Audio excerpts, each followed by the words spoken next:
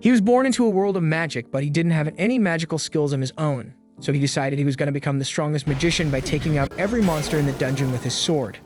The story starts with this dude named Will living in a world where magic is like the holy grail, but damn, my man got the short end of the stick because he ain't got no magical talent. Still, they enrolled his ass in one of them fancy-ass academies, but the problem is how the hell is a dude with zero magic gonna make it in a university like this?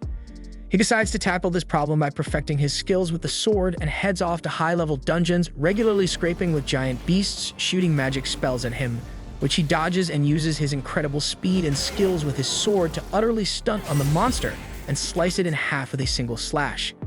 That was just a warm-up though, as he realizes he's got to handle a bunch more of these creatures if he wants to make it out of that dungeon alive.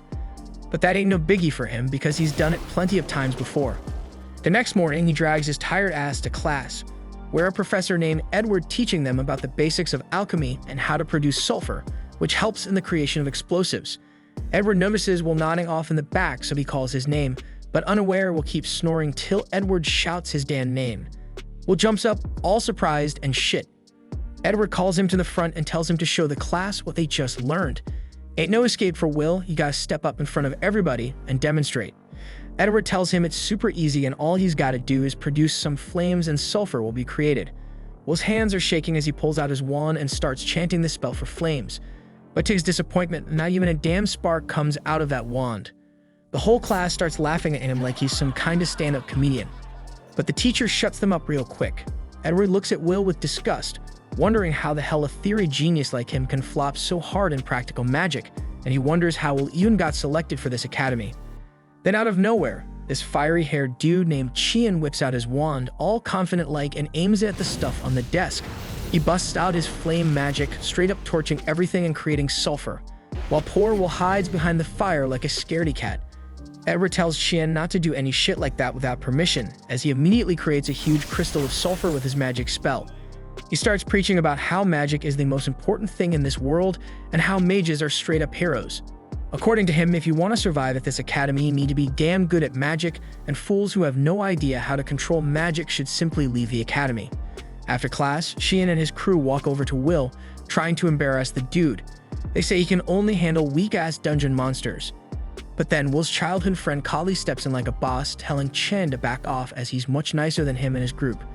Chian gets a little flustered but brushes it off, talking about how kindness and hard work won't mean shit without magic. Then he bounces with his goons. Will and Kali start walking together and she tells him not to stress too much. But Will's used to this bullying crap as he looks up at the sky and says it looks beautiful.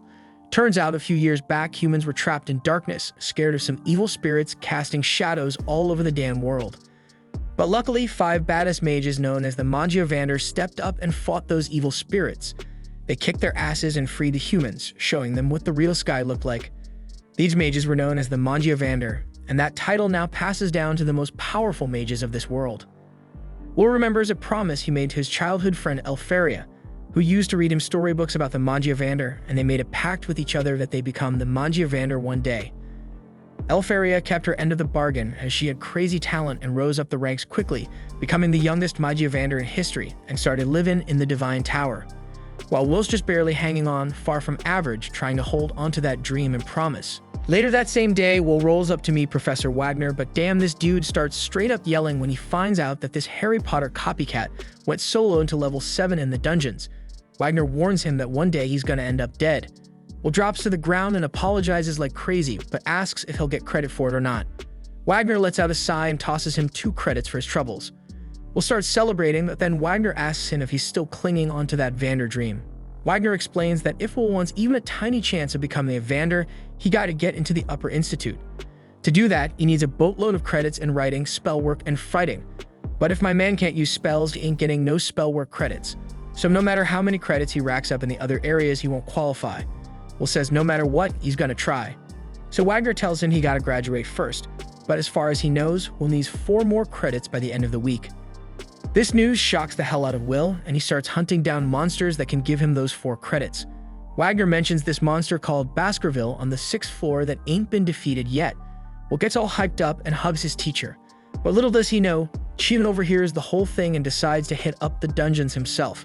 He wants to kill that monster before Will does so he can boot him out of the academy for lacking credits. Later that evening, Will enters the damn cave with his sidekick Kiki, telling her to use her nose to sniff out the monster. But Kiki ain't feeling it because the last time when Will fought at Baskerville, she got straight up roasted by its breath.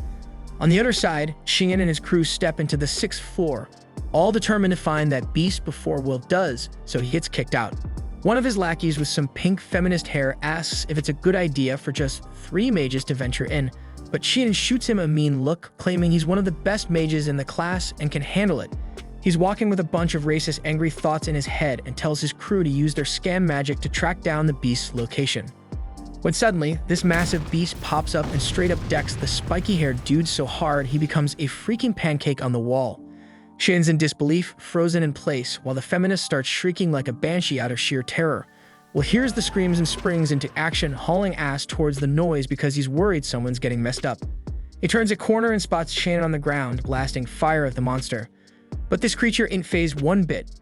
Will recognizes it as the Evil Sentinel, a super tough monster worth 10 credit scores. He wonders what the hell it's doing in this dungeon level. He realizes that Shannon's magic ain't jack against this beast. It just brushes off those flame blasts and keeps coming for the scared shitless boy. Will considers helping him out, but then he remembers all the times this jerk mocks him for no reason. That makes him want to shut his eyes and pretend he didn't see a thing. But then he thinks about Elfaria, who always said he was the kindest person she knew. She even gave him a pair of glasses as a gift. That reminder brings him back to his true self, and he puts on the glasses just as the monster raises its weapon to finish off that cocky brat once and for all. Will blocks the monster's attack just in time, pushing it away and saving Chen's sorry ass. Meanwhile, back at the academy, Edward barges into Wagner's room and demands that he send his familiar straight into the dungeons. Turns out, Shingen and his lackeys snuck into the 6th floor without permission. Wagner realizes what's going down but tells Edward not to sweat it because Will's on that same floor too. Back in the damn dungeon, Will keeps going head-to-head with the monster, blocking its attacks, dodging like a boss, and slicing off a finger with a swift slash to its arm. The monster gets all pissed off and tries to strike back, but Will's moving through the air like a freaking eagle, dodging that shit. Finally, the monster manages to land a hit on Will, but my man blocks it with his sword. He gets blasted back, and the monster starts chucking rocks at him. But Will slices right through them like it's nothing. He's jumping all around that monster, landing on its back and straight up stabbing it through the neck. The monster starts flailing around while Cheyenne jaw is on the damn floor witnessing Will's skills. Meanwhile, back at the academy, Edward is also losing his mind seeing this, while Wagner says Will is an outcast because he ain't got magic, but his strength is superhuman for a mage. Dude's tough as hell like a dwarf and his brain's so damn sharp, he can learn an attack pattern just by glancing at someone. They watch as Will chops off a monster's arm like it's nothing, then casually strolls over to this giant-ass sword on the ground. Will effortlessly picks up that beast of a blade, and Wagner tells Edward that in a world full of magic and wizards, was the only Dan warrior. The monster shoots an energy beam from its mouth, but Will blocks it with the giant sword, then slashes the hell out of that monster, slicing it up into tiny pieces that drop to the ground lifeless. Will walks over and helps chin up, and the dude's still in shock. Edward's mind is blown and he's yelling at Wagner, saying a person without magic can never surpass a magician. Then he storms out of the room all pissed off. Wagner knows Edward's hella mad right now, but he also knows that Will's story is gonna become a freaking legend as he will turn the whole damn world upside down by making Wistoria the only place where a wand and a sword meet. 5 years back, Willie was the ultimate joke at that whole school due to his lack of magic. And apparently the only reason they even let his sorry ass enroll in the school was because he was tight with Elfaria. But once she became the Magiavander, the school didn't need to fake being nice to him anymore. Willie had to put up with all that shade, but it didn't stop him from hustling hard to graduate no matter what. Wagner rolled with Willie to see the headmistress, and no doubt she had her doubts about whether Willie had what it takes for this school. But once she hands him a sword and puts him to the test, Willie straight up counters every single one of her fire spells in a split second. She's blown away and says Willie can stay in the school.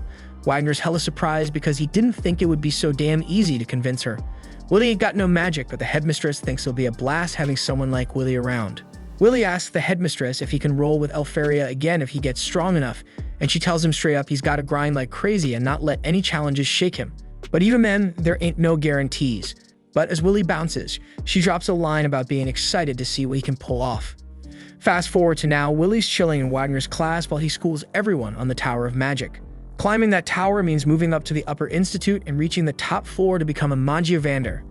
Right now, there are 2 ways to become a Magiavander.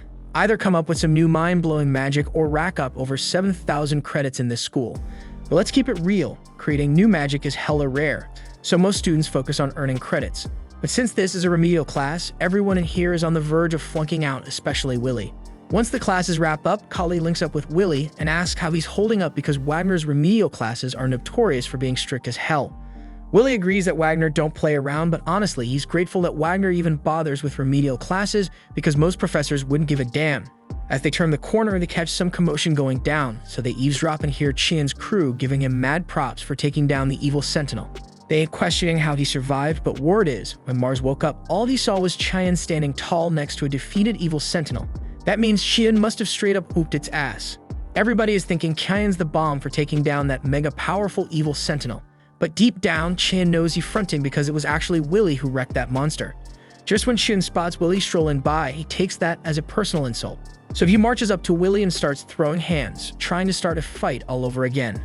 But now it's way harder for Qian to see Willy as some weakling because he knows Willy could straight up knock him out with one hit, but he's just choosing not to. Qian lets go of Willy's jacket and leaves, not saying a damn word. Once Qian's gone, Kali asks Willy what the hell went down between them because something definitely went down. At the same damn time, Edward busts into Headmistress Cauldron's office like he owns the place, demanding that Willy get expelled pronto. Cauldron asks why Edward suddenly wants to expel Willy out of the blue. He's already in his 6th and final year at the academy, so they can't just boot him for no reason. Edward trying to argue that Willy can't stay in the school because he is a warrior, not a mage, and he ain't having no one without magic trying to outshine the mages. Cauldron pulls out Willy's records and points out that his grades are off the charts, his writing is on point, and his magic reports are mad insightful. So he can't use magic, but he's the damn definition of a perfect student. If Willy's dream is to become a Magiavander, Cauldron believes he could excel in any damn profession he chooses. It is the Academy's duty to produce smart-ass folks for the fated day. But Edward is saying Willy's ambition to become a Magiavander is the problem, and Cauldron feeling him on that. So she comes up with a plan. She tells Edward to personally test Willy, and if Willy can't pass Edward's test, then he's free to kick him out if he wants. Edward asks if Cauldron is sure she want to leave Willy's fate in the hands of his #1 hater. And Cauldron says she's fine with it since it won't make a difference. If anything, she thinks it gonna be more entertaining to have the Dark Viper Mage himself test Willy. Meanwhile, Willy getting ready for his next class and asks Kali to help him pop open his locker. She happily does that, and he apologizes for always making her do it because he ain't got no magic skills. She's cool with it, but then she peeps Willy's sword in his locker and asks if he's still training with it. Willy says he is, but he couldn't get the green light to use it while he's at school and his roommate back in the dorm won't let him do anything risky. Later on, he and Kali roll to the library to study together, and Willy's going all in even though he already aced this shit before. Kali tells him to chill since he's already killing it in writing, but Willy says he gotta keep hustling because he can't afford to drop a single credit. Plus, he enjoys learning history from the perspectives of other races, especially because he can relate to the dwarves. They went to war against badass mages, but they never backed down despite the tough-ass challenge. Right then, Kali spots a white strand of hair on Willy's dome, and she says it's probably because he's pushing himself too hard. She offers to yank it out for him even though Willy says she doesn't have to. But she's really all about doing it. Just when they're getting flirty, Edward sneaks up behind Willy and tells him to meet him solo in the spell hall because he got some shit to handle. A little while later, Willy shows up at the spell hall, and Edward drops the bomb that he's hooking Willy up with a special remedial class, so he better be grateful. Willy can't believe Edward's offering him a remedial class, but that just proves he ain't up to no good. Dude wants to see what Willy's really made of, so he shoots a warning shot to let Willy know it's a damn serious. Edward says if Willy can land a single strike on him, he'll score 5 spell work credits. But if he fails, he's getting expelled on the spot. Edward also makes it clear that Willy can't say no to this test, so he starts casting a spell to take Willy out. Meanwhile, Cauldron summons Wagner to her office and apologizes for the short notice, but she thinks Wagner should know what Edward's up to. She casts a spell to show him the test Edward's giving Willy, and she forbids Wagner from interfering for any reason. She thinks it's only fair that Edward gets his request granted since Wagner got the same privilege to watch over Willy. But Wagner thinks it's too damn cruel to let Edward, of all people, be the one to test Willy because this dude almost became a Magiavander. He might have failed, but he's still got power equivalent to one, so Willy's in some serious danger right now. So far, Willy's been dodging Edward's spells, but Edward's only been using weak-ass black magic. Willy can't believe the insane power Edward's showing. Willy gotta find a way to fight back, so he tries sneaking up behind Edward and landing a kick, but Edward easily blocks it with a shield spell. That shield is too damn strong for Willy to break without a weapon, and Edward calls him hopeless for thinking a kick could penetrate a magic shield. Then Edward straight up blasts him away, and Willy starts to worry that there might be no way for him to win. Edward's just too damn strong for him right now.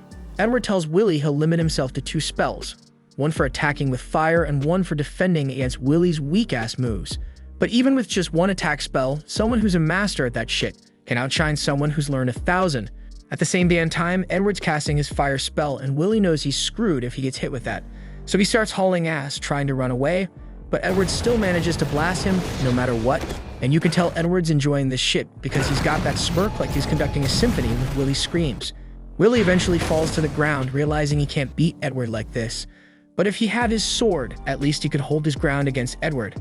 Outside the spell hall, Collie's been stashing her stuff in her locker, and she's hella worried about Willie because Edward asking him to come alone for remedial classes can't be a good sign. Out of nowhere, Kiki comes running in all covered in Willie's blood, desperately trying to get to his sword in his locker.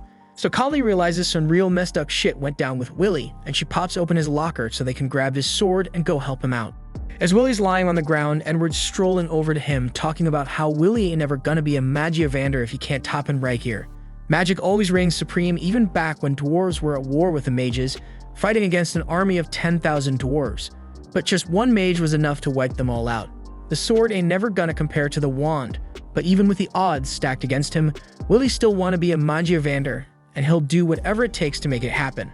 Edward can't understand why Willie going to such extremes, so he asks if Willie got some noble-ass goal he trying to achieve. So Willie tells him it's because he wanna be by the side of the girl he loves, but Edward thinks that's a dumbass reason. It might sound stupid to Edward, but Willie made a promise to Elfaria, and he gonna do whatever it takes to watch the sunset with her. Right then, Collie shows up at the spell hall and tosses Willie's sword to him. And now that he's finally armed, Willie is able to counter Edward's fire spell. Edward all shocked that Willie managed to cut through his spell, but he realizes it's because Willie's sword is some special shit. Still, he is hell-bent on proving that Willie ain't no match for a mage. Willie is scared shitless of Edward's flames, and if he had a choice, he would have bounced from this fight long ago. But facing Edward is the only way for Willie to move forward. So he charges at Edward, dodging all his attacks, and now that he is close enough, he slices through Edward's barrier and scratches his cheek. Edward gotta admit that Willie passed the damn test, so he gives him his 5 credits and walks off. Willie collapses on the ground from exhaustion, and Collie runs up to congratulate him on his win, but he straight up passes out. Cauldron praised Willie's performance, and the analyzer Wagner said his strategy of diving into the attack to close the distance and attack from the blind spot was straight up brilliant. And what's even more impressive is that his sword strike was strong enough to break through Edward's shield. So maybe Willie got what it takes to be a Magiavander after all. Willie starts reminiscing about the time Elfaria took off for the tower. Before she left, he promised her he'd climb that tower one day even if he couldn't use magic. He swore he'd find a way to be with her, and when he did, they'd watch the sunset together. He made her that promise, and she replied with teary eyes and a smile, saying she'd always wait for him. Then she left, and Willie couldn't hold back his tears. He tells Professor Wagner, who's standing behind him, that this is gonna be the last time he cries like that. Next thing we know, we see Willie hustling, delivering newspapers in the city to make ends meet. He bumps into a dude named Dunnan who gives him some encouragement, saying he'll catch Willie at Gina's spot tomorrow. Willie keeps moving and almost trips on some stairs, but he manages to keep his balance and uses his OP skills to save the newspapers from falling except for one. He grabs that stray newspaper and starts reading it, only to find out that Elfaria did create 12 new types of magic spells. He thinks to himself that she's putting in that work, and it motivates him to do the same. Then he notices that Elfaria has placed an order with the academy. The scene switches to his dorm room where he asks Roasty if he can whip up a magic item for him. Roasty's wondering why he's in such a rush. While Willie changing his clothes, he tells him that Elfaria has put in an order, and he's going to skip classes to head into the labyrinth and gather ice cores from the Frost Walkers. He explains that she needs a bunch of magical catalysts, and the students will get paid for however many they can gather. He lets Roasty know that he's going to need that magic item so he can explore the 4th floor. So when Roasty sees the excitement in Willie's eyes, he can't say no. He hands him the magic item and mentions he's made some upgrades since last time. Willie thanks him, and before taking off, Roasty tosses him a piece of bread for breakfast. Later on, he explains how the mage Queen Mercedes once said that everything comes from the dungeon, and she encouraged everyone to conquer it by using their knowledge. So we got Willie making his way to the 4th floor of the dungeon, and he peeps a bunch of students going at it with the Frost Walkers. He figures it's all because of Elfaria's orders, and he's impressed by how she can rally so many folks with just one command. He spots Shin in the mix too, blasting the Frost Walkers with his fire spells. Shin's thinking these small-time enemies ain't gonna make him stronger, and he remembers how strong Willie was when he took on the Sentinel. Willie can sense Shin's power and his thirst for blood, and he knows he won't be able to score any Frost Walkers in this spot, So he keeps going deeper into the dungeon and comes across some monsters attacking a female student. He swoops in and takes them out in a flash, so quick the girl can't even process what went down. She finally notices Willy and realizes what she saw wasn't magic, it was some badass sword play. Willy checks if she's alright, and she nervously says she's good. She thanks him for saving her, and he introduces himself. The girl introduces herself as Iris Churchill, a fourth-year student. Then the scene switches to Professor Wagner teaching a class at the academy, and we see a bunch of students skipping out because of Elfaria's orders. He tells the students that in this world, creating new magic is such a huge accomplishment that it lets the creator advance to the tower without any conditions. He explains that new magic often gets named after its creator, like the spell Dax Darbicans named after the ancient mage Darbicans. He tells the students that if they can create new magic, that'll leave their mark in history. The students think it sounds easy, but they know it ain't that simple. Rose brings up the news they read earlier about Elfaria creating 12 new spells, saying it must be mind-blowing. The professor says it's an unprecedented achievement that nobody else has done, and Elfaria might just be the greatest mage in the history of the Dan world because of it. The whole class starts wondering if this means ice magic is the top dog now, and they start thinking about joining the ice faction. Kali thinks Willy's childhood friend is amazing, and the whole academy's buzzing because of her. And Rose can't help but wonder if she's feeling jealous of Elfaria, because she's afraid Willy might be taken away by her. Kali gets all worked up hearing that, and the professor gives them a scolding for causing a commotion. Kali starts wondering if Willy went to the dungeon today just for Elfaria's sake. Meanwhile, back in the dungeon, Iris realizes that Willy's the bookworm with no magical skills she's heard about. Willy feels a bit offended by that, and he learns that Iris is a fourth-year student. He starts thinking if his lack of magic talent bothers her, but she tells him without a care that she can't look down on her savior. She says he might not be able to use magic, but he's got his own talent, and she respects that. Willy's confused by her laid-back attitude towards him, and he wonders if she's here because of Elfaria's orders too. Iris confirms it and says she wants to help out Magia Vander and do her part in holding up the sky. Willy explains that what Iris said ain't no exaggeration. He goes on to say that the folks in this world have never seen the real sky. The sky they see now is a massive barrier put up by the Magia Vander with their powerful magic. Legend has it that if the barrier falls, darkness will swallow the world and a catastrophe will begin. The students ain't just clearing orders from the tower because they admire the Magia Vander. They believe they're doing their part in holding up the sky. Then Iris tells him she's actually met Elfaria. She explains it happened when she was all alone in the dungeon, surrounded by monsters. Willy wonders if she's got a habit of getting surrounded by monsters. Iris says back then she was in a dire situation and had accepted her grim fate. But that Elfaria freezes all the monsters in an instant, helps her up, and tells her to be careful next time. Iris gets all excited remembering that, and she mentions with sparkling eyes that they had a long chat after that. That's when Kiki notices something, and Willy goes to check it out while Iris keeps rambling.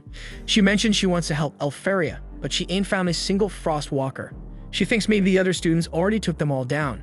Her searching ability ain't finding nothing either, so she asks Willy what he's up to. Willy tells Iris that Frostwalkers leave behind ice shards on their tracks, but usually those shards are like 0.5 to 1 millimeter in size. But my man notices a shard that's twice as big.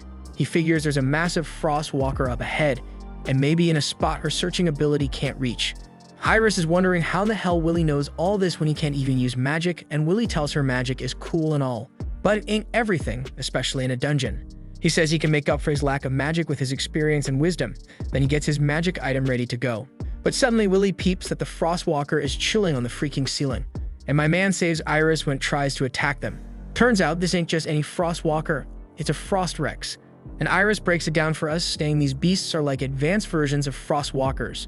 The monster starts whirling at them, and Iris lets it slip that this bad boy is worth 6 credits, and it's the boss of the floor they are on. So this monster starts throwing beams at them, but Willy is dodging them like a boss with Iris right beside him. Then he puts Iris down and tries to go head-to-head with the Frost Rex, but Iris stops him and says physical attacks don't work on that monster. She spills that this monster is also known as a dwarf killer and can freeze your ass with just one touch. But Willy, all confident and shit, tells her not to worry because he's beaten this thing plenty of times before. The monster tries another beam attack, but Willy is dodging that shit too, and he slips under the monster. This beast can't find him, so it starts attacking all over the place. Iris and Kiki are dodging its wild swings. Meanwhile, Willy's magic item is sticking to the monster, and he uses the wire tied to it to wrap the thing up.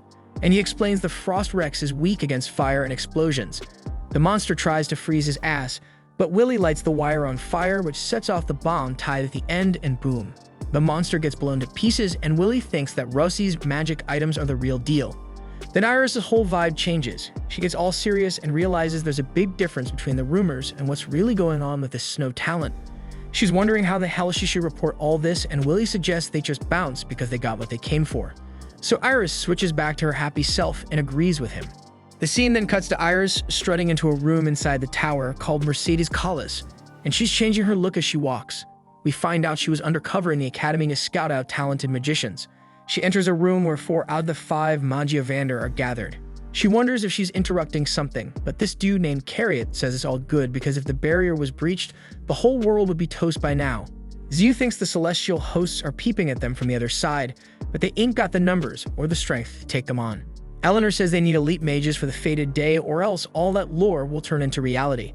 They ask the Watcher if she found anyone worth recruiting. Iris tells them that in her search, she found this no-talent dude who's actually worth bringing in. She explains his name's Willie. She suggests they bring him into the tower, but Carriot and Eleanor ain't too thrilled about inviting a no-talent in here. But Ziu finds this intriguing and Eleanor says she doesn't want any more weaklings hanging around her. Zio tells her and Carriot they're being too rigid, and he says he even invited dwarfs to the tower if they're a badass fighter. Eleanor gets all heated because elves and dwarves don't exactly mix well, and she wonders how a dude like Zio even made it as a Magiavander. Carriot cuts off their squabbling and says there's no need to rush things. The Grand Magic Festival's almost here, and they can make a decision then. Zio agrees, saying talented folks should be able to make their way to the top of the tower on their own. If they can't, it means they ain't got the talent in the first place. He bounces because the meeting's over and the others follow suit. Elfaria is the last one left, and Iris tells her that the boy she mentioned is freaking amazing. Elfaria holds the magic core collected by Willie, and she says that she'll be waiting for him. As part of the next test, the students gotta participate in, they are all set to fight against golems. If you take one down, you pass. Then we see Chian and Kali are up first, and they both smash their golems like it's nothing. Meanwhile, Willie's struggling against his golem. Willie tries running behind the golem to land a solid punch, but as the students see him about to attack with his fists, they start clowning him for not using magic. This throws him off long enough for the golem to backhand him across the room. The students start leaving satisfied with Willie's failure against his golem. But on the other end of the room, a few students are having no trouble with the golems at all. They're Lehana and Wignall, and they both pass without a doubt. Then another student walks up and starts casting ice magic. With a wave of his wand, he sends icicle shards into all the golems, encasing them in solid blocks of ice. This is Julius, one of the top 3 students of the academy, along with the other 2. Lehana gives props to Wignall and Julius for keeping up with her and not slacking off. Julius says he wants to declare a friendly war on them and will use his newly mastered ultimate technique to deliver their defeat when the time comes. As a token of his sincerity, he offers an ice rose to them, but neither Wignall nor Lehana seem amused. Wignall, though, seems kinda excited for a showdown with Julius. These 3 are basically celebs at the school, each earning over 10,000 of the total 12,000 credits. Some think credits reflect a mage's power level, but Willie, he's nowhere near that. Right now, he doesn't even have enough credits to graduate in the first place, and this is his final year in the school. As Willie sits there, wondering what he's gonna do, Julius and his crew roll up and start trash-talking his lack of magic ability. Willie just steps aside to avoid trouble. As they leave, he hears them talking about the Grand Magic Festival, and he hadn't realized it was that time of year already. Later that day during lunch, Kali rolls up to Willie and tells him his only shot at becoming a Magiavander is to get noticed at the Magic Festival. Just trying to graduate based on his praxis and writing ain't gonna cut it, and there have been cases of students who got scouted without even having the 7,000 credits needed to graduate. The Magic Festival is a massive event that goes down every 2 years. It's packed with all kinds of events and pulls in high mages from the tower looking to scout out fresh talent. It's where all the different magic factions throw down for the chance to recruit the best students. It's no stretch to say that getting into the Upper Institute can pretty much hinge on how you do at the festival. There are 5 factions: the Thunder faction, the Elf faction, the Fire faction, the Ice faction, and Mysterious Noah. All these factions, except for Mysterious Noah, are led by their respective Magiavanders, so if they scout you, it's a guaranteed promotion. Willie doesn't think he's got a shot at getting chosen since he's already failing. To even get noticed, he'd need some kinda amazing magic that would blow the high mages away. And while he's right about that, there are still other ways to get scouted. Kali has heard rumors that Watchers might show up looking for talent, but Willie figures Watchers are just a fairy tale. He thinks that no talent like him's got no business at the festival, so he's planning to stay in the background and help with the preparations instead. Kali believes Willie could totally change how people see him if he entered the festival this year and showed what he's got, but Willie's still not into the idea. He thinks it'd just turn into a physical challenge if he's there. He tried entering the festival back in his second year and got booed off the stage for using physical attacks. He's still reeling from that embarrassment, so he's not keen on doing it again. Students all over the school are grinding hard for the festival, and Kali reminds Willie that besides the high mages, there will be plenty of scouts from the capital too. Even if Willie can't make it as a Mangiavander, he might still get scouted for another job. The Magic Festival is a prime spot to show off your skills, so Kali's really pushing Willie to step up and prove himself. But Willie's still doubtful about participating if he can't use magic. Just then, Kali spots something sketchy and heads over to one of the lockers, telling Willie there's something off about it. It's hidden pretty well, but she can sense a barrier there. Willie asks if she's sure it's not just a locking spell for the locker, but Kali can tell the barrier is made to block sound and obstruct sight. She could crack it with her magic, but that might be troublesome, so she asks Kiki to take care of it instead. Once Kiki breaks the barrier, they find a secret staircase behind the lockers that leads to an underground gambling den. A bunch of students are down there betting on who'll come out on top the Magic Festival. Kali finds it messed up that the students turned their locker room into an illegal gambling ring, but then Willie notices Cheyenne standing across from them. He's surprised to see him there since Cheyenne doesn't seem like the type who enjoys betting. Cheyenne gets defensive and starts yelling at Willie to mind his own business, but Kali steps in and warns Cheyenne that if he starts a fight with Willie for no reason, she'll make sure he regrets it. Cheyenne backs off, so Willie asks him again what he's doing here since he's not part of the betting crowd. Cheyenne doesn't feel the need to answer Willie's questions, but it's definitely not like he's here to see if people are betting on him. And he definitely isn't upset that no one thinks he has a chance of winning, even though he's the fourth best student in the school. Sure, the top 3 students might have slightly more credits than him, but Cheyenne's credit score is in the high 9,000s. The only reason he ranks lower is because he failed a writing test once. Since then, he's been working a lot harder to make up for the lost credits and catch up. But his magic skills are still on par with Lehana and the others, so he's just as likely to win at the festival as any of them, although he doesn't get why he's trying to justify himself to Willie. After that, the rest of the day goes on like usual. Once classes are over, Willie gets up to leave. But before he goes, then Kali catches him and asks if he's free after school because she'd love to hang out even if it's just going into the dungeon together. But unfortunately, Willie's got work tonight, so he can't hang with her today. Willie's working in Jenna's restaurant on the outskirts of town, hustling as a waiter. He's got a tray full of food and drinks, which he brings over to Donnan. Donnan's feeling bad for Willie. Dude's juggling a crazy schedule. Willie's at the crack of dawn delivering newspapers, spends his days in classes, and then wraps up his day working at Gina's spot. It's a tough life, but Willie's got him a choice. He didn't score the school scholarship, so he's got to foot the bill himself.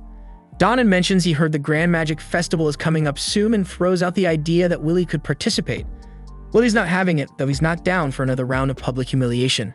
Then Gina from the kitchen shouts at Willie to get back to work and calls out how Rosty's busting his ass harder than he is. Rosty's also working as a waiter tonight, but he's only doing it as a favor for Willie. It's a madhouse tonight since one of Gina's workers bailed, and all that extra work is going to pile up on Willie unless Gina hires someone else soon. When the dinner rush dies down, Willie and Rosty are elbow deep in dishes. Rosty asks Willie if he's really cool with working here because the pay from the dwarves isn't exactly top-notch. Willie could easily hit up Wagner to help him find a better-paying job, but he doesn't want to bother Wagner too much. Plus, he actually enjoys working here. The people are real, caring, and they treat him well, so Willie respects them a lot. Just when things are going smoothly, Julius rolls into the restaurant clearly just to be a jerk. The minute he walks in, he starts raving about the restaurant and the dwarves working there. Julius spots Willie and can't help but laugh, making nasty remarks about how a loser like Willie is only fit to hang out with barbarians like dwarves. This ticks Donnan off, but the other dwarves hold him back. There's no way they can afford a clash with a mage. Julius goes on, threatening Donnan not to pull any funny business. He then tells Donnan and the other dwarves that they're just immigrants who ended up here after the Celestials wrecked their world. According to Julius, humans have been nice enough to let them live here without any hassle, so a dwarf like Donnan has no right to give him any attitude. Donnan manages to chill out because he knows there's nothing he can do right now. Everything Julius spat about dwarves being refugees is true. They came here after their world got wrecked. But even though the elves went through the same thing, dwarves still get treated like trash by the humans around here. So if Donnan were to snap and go after Julius, it'd mean big trouble for all the dwarves in the city. That's just how things roll in this world, but Willie can't stand this kind of injustice. He decides today's gonna be his last shift here. Now that he's done working at Gina's place, he's free to do whatever he wants without Gina getting any blowback. First thing on his list, march over to Julius's table and tell him to take back the crap he said about the dwarves. Dwarves bust their butts and made the best of tough situations, so Julius has zero right to call them barbarians. Julius, however, couldn't care less about the dwarves or their struggles. He just kicks his plate of food at Willy and signals his two lackeys to get up and rough him up. They don't realize that tossing a plate counts as assault, so anything Willy does from now on is totally self-defense. Willy grabs the two guys by their shirts and introduces them to the floor in a major way. Julius catches a slice of the action and ends up getting his clothes pissed, which is a major hit to his pride. He's not about to let Willy get away with this. Things start to get icy as Julius pulls out his wand and goes on the attack. Willy has to dodge Julius's ice spells, but without his sword and trapped in a tight space, Julius eventually corners him with ice and pins him to the wall. Julius strides up, ready to freeze Willy solid, while Roasty's on edge, almost ready to jump in and save him. But Julius wants to see Willy beg for his life before he makes his move. Willy's eyes, though, show no fear, so Julius decides to switch things up. Instead of freezing Willy here, he's going to save the humiliation for the Magic Festival. He wants to make Willy look bad in front of the whole school. Willy agrees to face off with Julius at the festival, and Julius throws down the gauntlet. If he wins, Willy's out of school for good. But if Willy wins, he wants an apology from Julius for dissing all the dwarves. The day of the Grand Magic Festival finally arrives, and you can feel the buzz in the air. Everyone's hyped to see what these students are capable of. The Fire Faction Scout is on edge, telling his crew to keep an eye out for a rising star, because you never know who might have what it takes to become a Magiavander. The first big showdown is the Dragon Races, and Kali is absolutely killing it, leading the pack like it's nothing. But it's not just the race that's got people talking. The crowd is glued to the action, and there's a bunch of recruiters here too, both from the tower and beyond, all hungry to snag the top talent the school has to offer. Kali takes the win in record time as expected. And next up is Crown Attack, and it looks like Chan's getting in on the action. He's feeling pretty good, especially since Kali personally asked him to join her team. Finally, she's seen how awesome he is and wants to team up. No more dealing with that scrub, Willy. But just as Shin steps into the training room, he's floored to find Willy there too. Kali quickly clears things up, explaining that she needs both Chien and Willy on her team because Willy's credit score is so pathetically low that they need Chien's high score just to qualify for Crown Attack. Willy, trying to be nice, apologizes for driving Chien into his mess, but Chien isn't buying it. Why should he help Willy? And why is Willy even trying to jump into a high-level event like Crown Attack all of a sudden? While Chien is tearing into Willy, he notices that Willy isn't even paying attention to him. Instead, Willy's got his eyes locked on Julius, totally ignoring Chien's rant. Kali steps in, explaining that something went down between Julius and Willy, making Willy determined to compete in Crown Attack no matter what. This only fuels Chien's anger. How dare Willy ignore him after making him feel like such a loser in the dungeon? As the next event is about to kick off, the commentator Mike introduces himself, alongside his co-commentator Edward. Now Mike isn't thrilled about it because Edward's basically the most hated professor on campus, strict, scary, and just downright intimidating. Honestly, Mike's half convinced Edward might take him out before the festival's over, but hey, the show must go on. So Mike gets the crowd hyped for the main event of the day, the Crown Attack. Then a spell is cast over the stadium, transforming it into an epic battle map. There's a volcano zone, a marshland zone, a badlands zone, a grassland zone, and a wood zone. Unlike the other events, the Crown Attack is a team showdown, with squads of 3 competing against each other. All the teams start on the outer edge of the field, fighting their way to the central stadium. In the middle of the stadium sits a giant crown, and the first team to grab it wins. But don't think it's that easy. The entire field is rigged with traps of every kind. Teams can take the shortest path to the stadium, but they can also mess with the other teams along the way, so this is going to be the most intense battle royale of the festival. Edward chimes in, reminding everyone that the event was designed as a practical test of how well teams can handle a dungeon raid together. But let's be real, nobody's here for teamwork. They're all here to see the top students go head-to-head. And if by chance there were an illegal gambling ring at the school, which of course there totally isn't, Wignall's team would be the top bet. Meanwhile, on the other end of the betting spectrum, the team with the least love is the one led by Willy. The students start laughing at Willy for daring to think he could compete in an event like the Crown Attack, but Willy isn't losing confidence this time. As the participants head to their designated start locations, Wagner is shocked to see that Willy is serious about competing. He tries talking Willy out of it, but Willy's mind was made up from the beginning, so nothing Wagner says can stop him. Willy apologizes for not listening to Wagner, but even if it makes him the laughingstock of the school, this is one competition he's determined to win, no matter what. Willy then walks away, and Wagner accepts that there's no talking Willy out of this. He reminds Willy that he was warned about the risk involved, so if things go south, Willy has no one to blame but himself. With all the students in position, the Crown Attack event officially begins. The students rush forward, and Julius's team is the first to run into some of the traps laid out on the battlefield. As they approach, the cubes activate and form an army of golems standing in Julius's way. With so many golems in one place, it would easily become an insurmountable obstacle for many students. However, Willy charges forward at full speed, showing no signs of slowing down. The students mock him for trying to break through the golem swarm when he can't use magic and couldn't even beat a single golem during practice. But Willy keeps running toward the golems, and before he attacks, he signals to Kali, who casts a spell to create a magic gauntlet for him. With it, Willy absolutely demolishes all the golems in his path. The jaws of all the spectators drop as they witness Willy's capabilities, but Wagner had expected something like this to happen. As long as Willy attacks using a magic gauntlet, he can do significant damage, even without his sword. And since Kali made the gauntlet, it's technically not against the rules either. Against every prediction and all the illegal betting odds, Willy is the first to successfully make it through the golem horde, and he's heading straight for the crown now. Ever since Willy saved him, Qian's been haunted by that moment, replaying it in his mind on a loop. To him, it was one of his worst failures, and honestly, he'd rather have died than face that kind of humiliation. That's why he's been busting his ass to get stronger, pushing his body to the limit with every ounce of strength he can muster. But despite all his effort, Willy's still outclassing him, even without magic. Now in the crown attack, Willy and his crew have taken a massive lead, with the goal of reaching the stadium and snagging the crown. If the other competitors don't step it up, they're gonna be left eating dust. Willy hits the Badlands zone, and as soon as he arrives, more cube traps activate, firing rock bullets at him and his team. As the bullets rain down, Willy doesn't even flinch. He slams his gauntlet into the ground, creating a rock wall that blocks the bullets. Then, without missing a beat, he leaps forward and calls for Kali's help again. She casts a spell, summoning a dozen swords for Willy, which he uses like a pro, launching them as projectiles to obliterate the cubes in his path. Mike's hyped as he announces that Willy's team has breezed through the Badlands without breaking a sweat. Their teamwork is on point, though let's be real, Sheen hasn't exactly been pulling his weight. The haters in the crowd, the ones who bet against Willy, try to downplay his skills, saying Kali's magic is doing all the work. Sure, her magic plays a role, but let's not forget, it's Willy's technique that makes those weapons lethal. Even the scouts are starting to take note of Willy's insane ability to detect and counter traps. And as much as Edward might not want to admit it, even he has to respect Willy's grind. All those hours Willy spent in the dungeons have honed his movements to near perfection, and his reflexes are so sharp he can exploit the tiniest openings.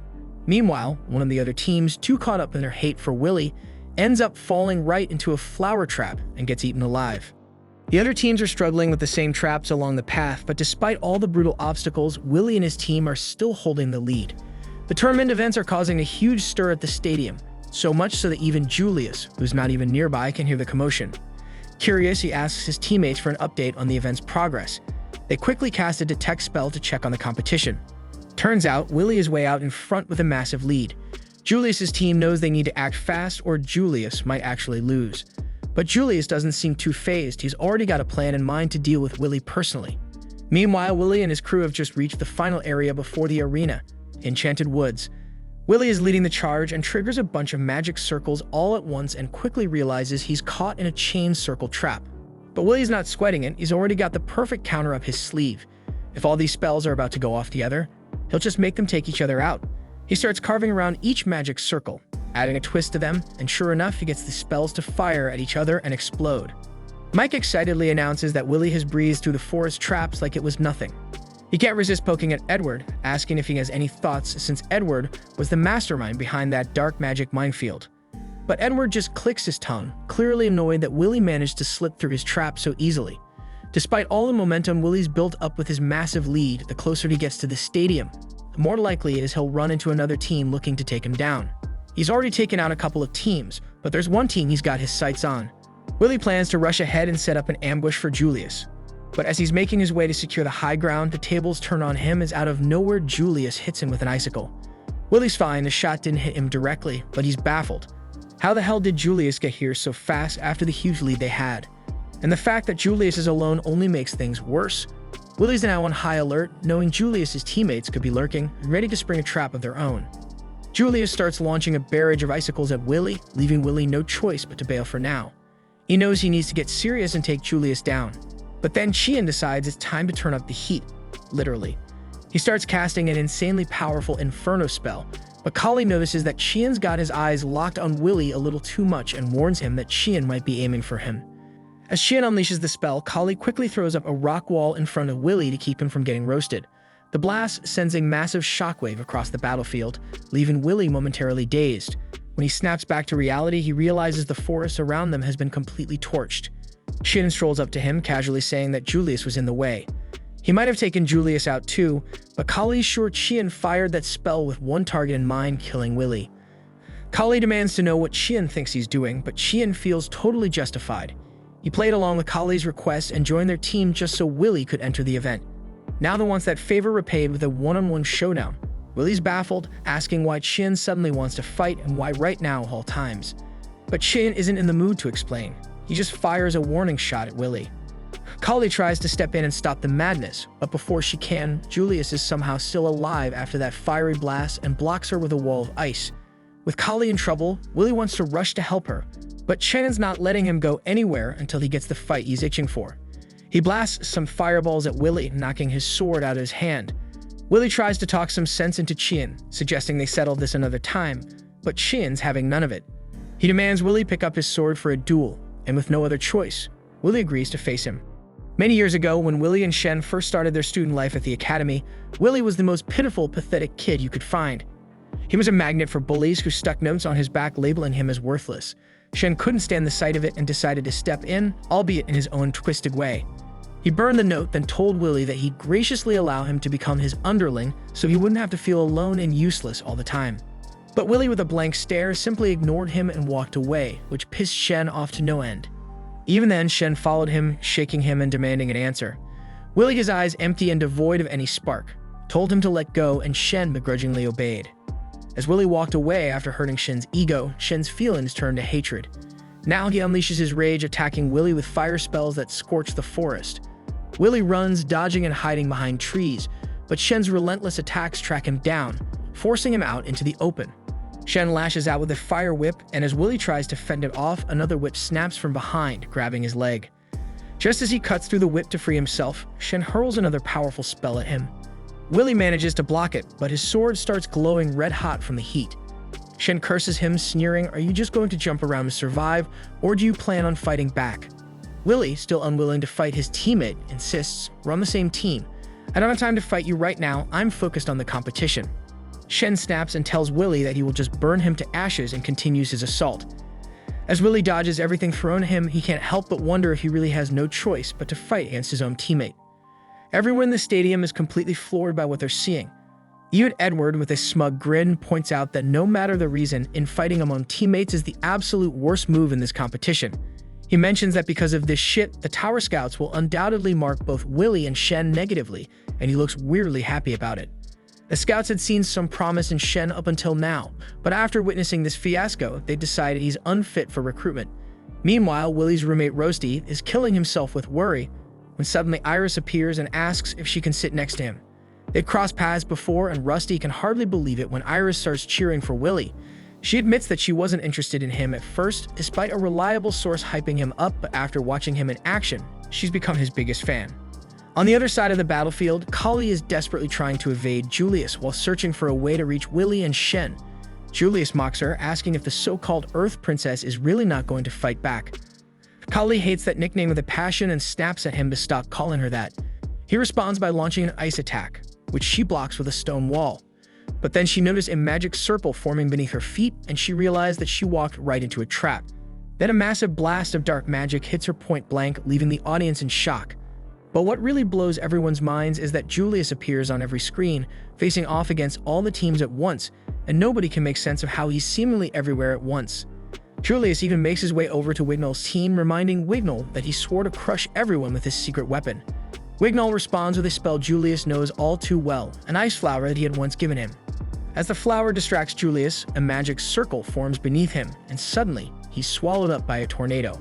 But then it's revealed that this Julius was nothing more than a clone, crafted from ice and magic stones, which is obliterated by Wignall's attack. Everyone is in awe of Wignall's performance, but Philvis, one of the leaders of the elf faction, isn't impressed. To her, Wignall is just average, barely meeting their standards. She turns to her partner Lefia and asks to return to their base, complaining that as an introvert, the festival's lively atmosphere feels like a slow, painful poison. Lefia, however, refuses, reminding her that they must watch the entire festival and report back to their master, the elf Magiavander. Meanwhile, the audience is buzzing, unsure who will take the win now. They thought that Willy's team would win it, but Shen's sabotage has thrown everything into chaos. Willy's classmates are baffled by Shen's actions, and even Willy himself can't figure out why the redhead is so obsessed with him. He recalls the days when everyone bullied him, disrupting his work just for laughs. It was a rough time because no one knew better than him that he was a failure, but he couldn't understand why they went out of their way to torment him.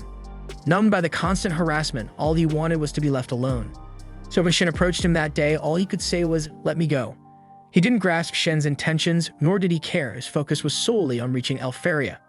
On that day, when Willy ignored him, Shen had lashed out with a fireball in frustration. Now here he was again, attacking Willy in the same way. Willy dodges his attacks, opting to run instead. Shen, not backing down, chants a high-level magic spell and conjures a flamed falcon, his guardian.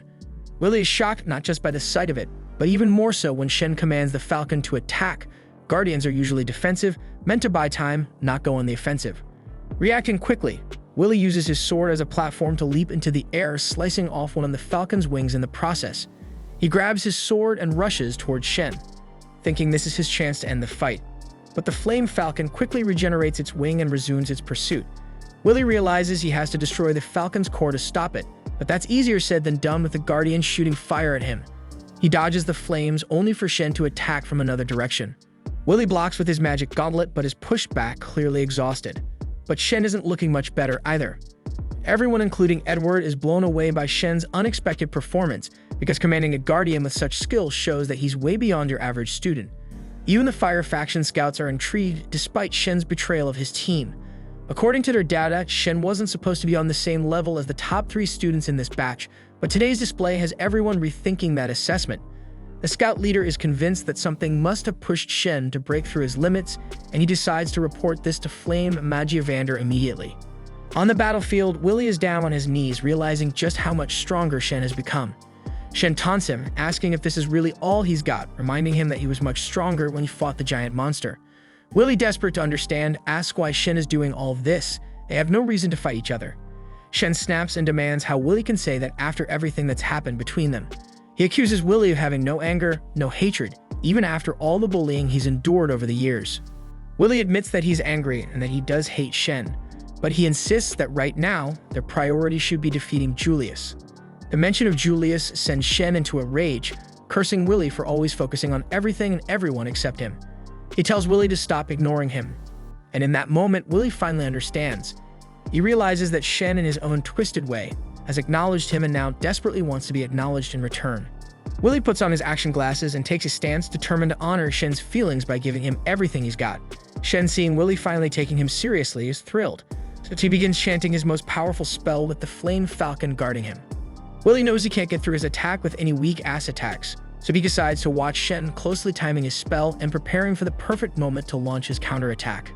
But suddenly, Shen unleashes his guardian to attack as he shoots a barrage of fireballs that light up the battlefield. Willy's eyes widen at the sheer scale of the attack, but he quickly zeroes in on the path of the fireballs. With a burst of speed, he weaves through the onslaught like it's child's play, emerging from the flames to deliver a precise slash to the flame falcon's core before heading to Shen. Shen then attacks him with another attack point blank, but just as their attacks are about to collide, a stone wall erupts between them, halting the fight in its tracks. Willy smacks right into the wall, and Shen, caught off guard, stumbles back as Kali steps onto the scene and demands they stop fighting. Her clothes in tatters from her battle with Julius, and she proudly announces that she kicked Julius' ass, but that he pulled a vanishing act. Shen, caught off guard, stammers something about decency, blushing as he scolds Kali for her disheveled appearance. She isn't having any of it, calling him a misogynistic pig for judging her by her clothes and reminding him that the whole mess is his fault for starting the fight in the first place. She then tells Willy to get moving because he's got unfinished business with Julius, and she'll handle things here. Shen, still riled up, declares he won't let her interfere with his battle, but Kali snaps back, calling him selfish and stupid. Then suddenly Willy drapes his robe over her shoulders, thanking her with a sincerity that leaves her blushing furiously. Willy then picks up his sword and takes off, telling Shen they'll settle the score some other time. Meanwhile, Julius and his team are the first to enter the stadium. The host is already declaring them the unbeatable champions when suddenly, Willy rockets into the stadium at breakneck speed. landing with a thunderous crash right behind Julius and his crew, leaving the entire crowd eyes wide in disbelief. Willie locks eyes with Julius and challenges him to a fight, and Julius, who's been itching for this showdown, smirks as he prepares for the battle he's been waiting for. The scene then shifts to Elfaria lounging in her room at the top of the tower when a woman named Sarissa storms in to talk to her. Sarissa quickly notices that Elfaria is actually dozing off and doesn't hesitate to wake her up with a smack to the head, and tells her to act with the dignity befitting her status, and points out that Elfaria is always either napping or daydreaming at the bottom of the tower. Then, with a groggy irritation, Elfaria asks Sarissa what she wants. Sarissa hands her a stack of papers, insisting she take a moment to review them. These are the candidates recommended by the scouts, and Sarissa mentions with satisfaction that they've got a good crop this year. She highlights Julius in particular, noting that he's an excellent fit for the Ice faction and currently putting on a show in the games. Sarissa suggests he might even be worthy of becoming Elfaria's successor. Elfaria considers that Sarissa might be right if the information about Julius is really accurate. The scene then shifts to Willie gearing up to face off against Julius in the games. Mike, the ever-enthusiastic, announcer that Willie is up against all 3 members of Squad 9, and Julius, with a smug grin, expresses his relief that Willie showed up on time. He admits he was worried he'd win by default, then adds with a smirk that it wouldn't have been as satisfying if he couldn't crush him with some public humiliation. Willie, not backing down, tells Julius he's not planning on losing until he makes him apologize to Donnan and the others. But Julius, with a sneer, dismisses Willie as all talk and no action, saying he's nothing more than a rat. Then, with a flourish, Julius starts showing off his ice magic, creating a thick mist that quickly envelops the arena. Willie, on high alert, tries to sense the magical presence of the others through the smokescreen. He wonders if they're planning to launch spells at him and quickly realizes they're moving around him, likely attempting to encircle him. Then suddenly an ice spell strikes Willie from behind, but Willie narrowly dodges it. Knowing he can't stay in one place, he begins to move, managing to evade 2 more similar ice attacks.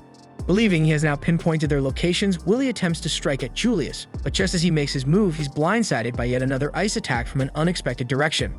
Willie is caught off guard by the sudden turn of events, and Julius, with a smug grin, reveals that neither he nor his team has moved an inch. The realization hits Willie like a ton of bricks. What he's been tracking were mere clones, and the entire arena is left in shock as 5 versions of Julius stand before them. Willie briefly wonders if it's some kind of illusion, but quickly realizes it's not. Julius then explains with a wicked laugh that his clones aren't just for show, they can explode. And then boom, the clone closest to Willie explodes, and while Willie manages to shield himself from the worst of the blast, he finds himself trapped in a block of ice. Even Edward is stunned by the sight of 4 identical Juliuses, and he's taken aback when he realizes the spell being used. Wagner then identifies the spell as one of Elfaria's secret creations, part of a legendary serial magic known as El Glace Frost. Wagner goes on to explain that Elfaria's genius lies in the 12 original spells she crafted, each one a masterpiece in its own right, and Julius is wielding one of these spells called Ars Weiss. Willie recognizes the spell immediately. It's one that creates living sculptures, perfect replicas of the caster. Willie is in disbelief and demands to know how Julius could possibly use the same magic as Elfaria. Julius just laughs, arrogance dripping from every word as he claims it's all thanks to his immense talent. He boasts about mastering the spell on his own, and while it might be just the first in the series, he brags that he's already reached the level of a Mangiavander. With a sneer, he dismisses Elfaria as nothing special, even going so far as to declare that one day he'll strip her of everything she has. Willie's anger flares at this insult, and he shatters the ice imprisoning him and charges straight at Julius. So Julius and his clones respond with a barrage of ice boulders, but Willie cuts through them with ease. As Julius continues to cast spells, he boasts that he can move his clones at will and even have them cast spells independently. Julius's teammates then confidently remark that Willie is bound to lose if he stays put, and with that, Julius halts his direct attacks and uses his clones as anchors to trap Willie within a magical barrier. Willie tries to break free of the barrier, slashing at it desperately, but the barrier holds firm, leaving him trapped. Julius, then with a smug, explains that it's easy to hunt down a wild animal when it's on a rampage, and he then hurls a massive ice boulder at Willie, declaring that this will end the fight. The crowd in the arena is stunned by the display of power, and Mike announces that Julius has won the battle without even moving from his spot. Even Edward is in awe and comments that this level of control is the ideal for all mages, so he finally understands why Julius has over 10,000 credits. Julius then grabs his wand and uses it like a mick, and he tells the scouts that he has mastered Elfaria's spell on his own. Then he boldly declares that he will be Elfaria's successor, leaving the students in amazement. They murmur that no one can defeat him if he can wield the magic of Mangiavander. But Iris sees through the act, and she points out that Julius has cleverly exploited Willie's monstrous strength and agility to make himself look good. She acknowledges his cunning, but Rosie says that he'll look ridiculous if he loses now. And then, against all odds, Willie shatters the ice boulder and Julius is left speechless. Willie casually thanks Julius for the ice spell, saying it helped cool his head. He even admits that he tends to get worked up when it comes to Elfaria, but Julius gets irritated to hear him babbling, and he declares that he's going to put Willie down for good this time. So Julius and his clones launch another attack, but Willie deftly dodges their spells and takes out Julius's teammates in one swift move. Edward, recognizing the tactic, realizes this is the same technique Willie used against him. The crowd erupts in excitement, sensing a major upset. As Julius's ice clones begin to crumble, confusion spreads through the audience. Willie calmly explains that Julius had been relying on his friends to help control the clones, and that's the only reason he could wield Elfaria's spell for even a short time, and he adds that Julius is nowhere near Elfaria's level. Meanwhile, back at the tower, Elfaria, watching from afar, considers that Julius might indeed have the potential to be her successor if the reports are accurate, but she quietly muses that what she truly desires by her side is a sword, not a successor. Willie then points out that Julius's Ars Weiss isn't all it's cracked up to be. He explains that unlike autonomous guardians, Ars Weiss is entirely controlled by the caster, and without his teammates, Julius wouldn't have been able to keep those clones in check. Julius, enraged at being lectured by someone he considers a no-talent who can't even use magic, retaliates by launching roses at Willie. Willie easily slices through them, but Julius makes the roses explode. Willie shields himself from the blast, and Julius, not missing a beat, conjures up 4 more clones. And they bombard Willie with magic from all sides, but Willie either dodges or counters every attack.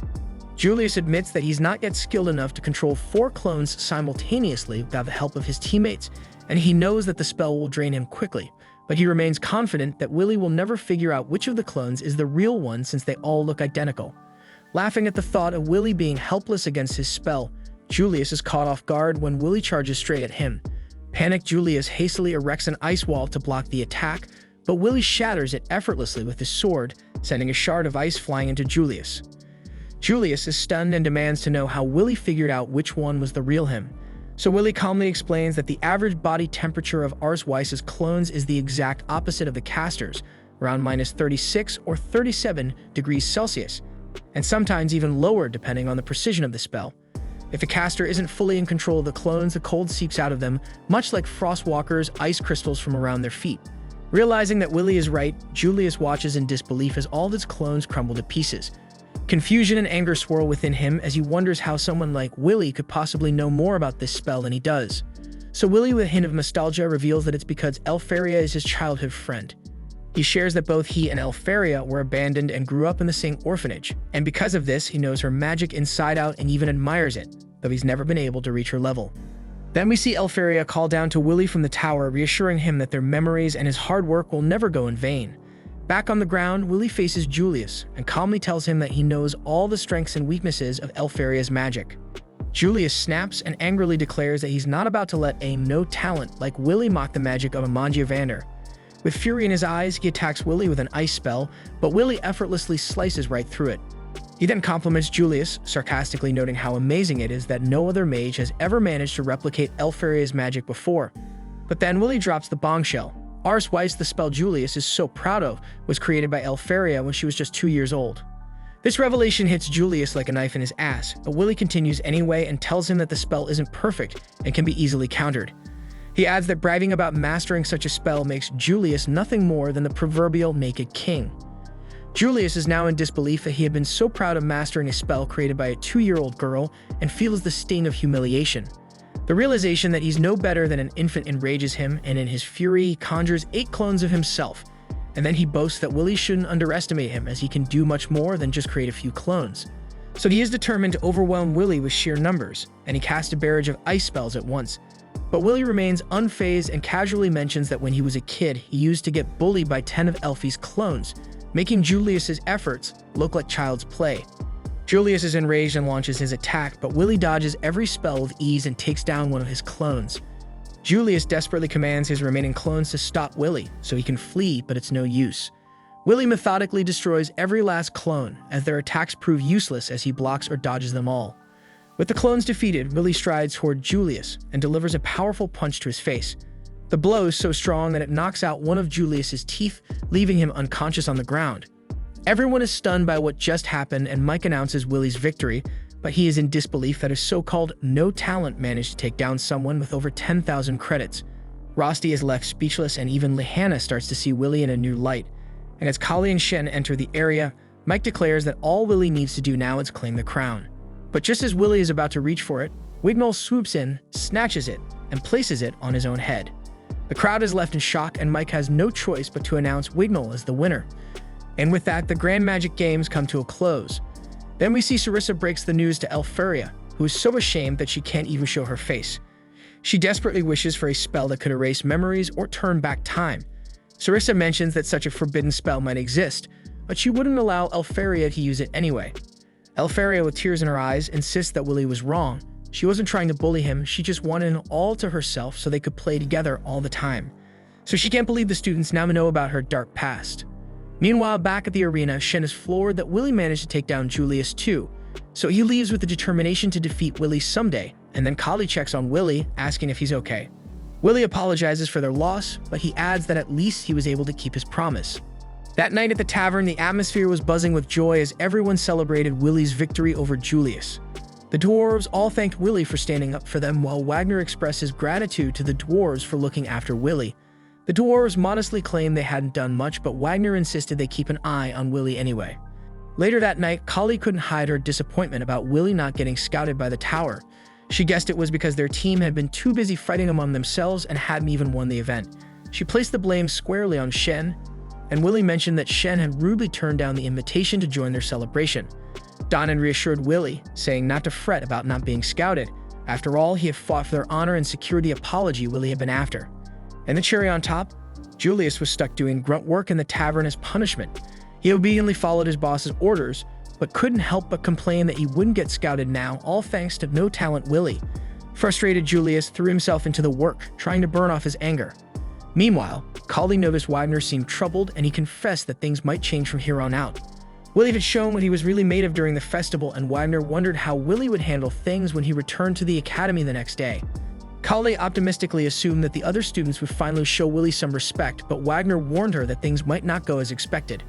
When they got back to school, a group of guys immediately asked Willie to join them for a dungeon run. They grudgingly admitted that Willie had insane strength and begged him to choose their team for the upcoming Praxis, a week-long dungeon dive.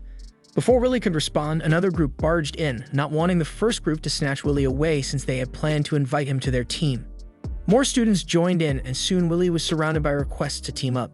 Kali called them all shameless for suddenly wanting Willie after years of bullying him. She assumed Willie would feel the same, but she was dead wrong. Willie was thrilled to be in demand. Kali realized she'd lost her grip on him because he'd been starved for friends for too long. When one girl accused Kali of hoarding Willie all to herself and offered to split the dungeon dive credits, Kali stepped in, declaring that Willie couldn't team up with anyone because they already had plans to go shopping. That night, Kali starts freaking out after realizing she might have accidentally set herself up for a date with Willie. Her friend Rose catches on and can't help but tease her about it, but still suggests Kali get ready, even if it's not a real date. Kali reluctantly agrees, and Rose nudges her to wear something cute. Meanwhile, Willie is talking to Rosie about his plans with Kali, explaining that Kali kind of strong-armed him into it by saying they needed to buy gear for the Praxis. Rosie is happy to hear that Willie and Kali will be out shopping alone, and his face lights up like a total weirdo. The next day, Kali is anxiously waiting for Willie, determined to turn this little shopping trip into a full-blown date. Her breath catches when she sees Willie, and he immediately compliments her new look, saying she got his heart racing, which sends Kali into a bit of a panic. Just as things start to feel right, they're both caught off guard when Rosti suddenly shows up, apologizing for being late. He introduces himself to Kali, and Willie explains that Rosti insisted on tagging along. Kali is horrified at this sudden twist, while Rosti just smirks, clearly enjoying her discomfort. From that point on, Rosti seems dead set on getting in between Kali and Willie anytime she tries to talk to him. Eventually, Willie notices something's up and asks what's bothering Kali. She bluntly tells him that the way he and Rosti are all buddy-buddy is kind of weird. Willie just laughs it off, saying Rosti is a great guy who likes to stick close to his friends. Rosti, ever the troublemaker, brings over drinks but conveniently doesn't get one for himself, planning to share with Willie. Kali isn't having any of that nonsense and offers to share hers instead. Things start getting tense, and Rosti suggests that Willie go on ahead to get his sword fixed. Kali agrees, adding that the dwarves wouldn't be thrilled to see mages like them at their forge. Clueless to the tension, Willie shrugs and heads off the forge. As soon as he's out of sight, Kali cuts to the chase, demanding to know why Rosti won't just leave Willie alone for 5 minutes. Rosti doesn't back down and declares that he cares about Willie more than anyone else in the world. The two end up going head-to-head, bickering over who's actually closer to Willie. Back with Willie, he finally starts to wonder if his friends might actually hate each other. Just then, out of nowhere, Lehana swoops in to talk to him. Lehana, also known as Miss Perfect, is someone who stands way above the crowd, and a complete opposite of Willie in every sense. Willie's a bit puzzled, wondering what she could possibly want, but Lehana simply tells him to follow her.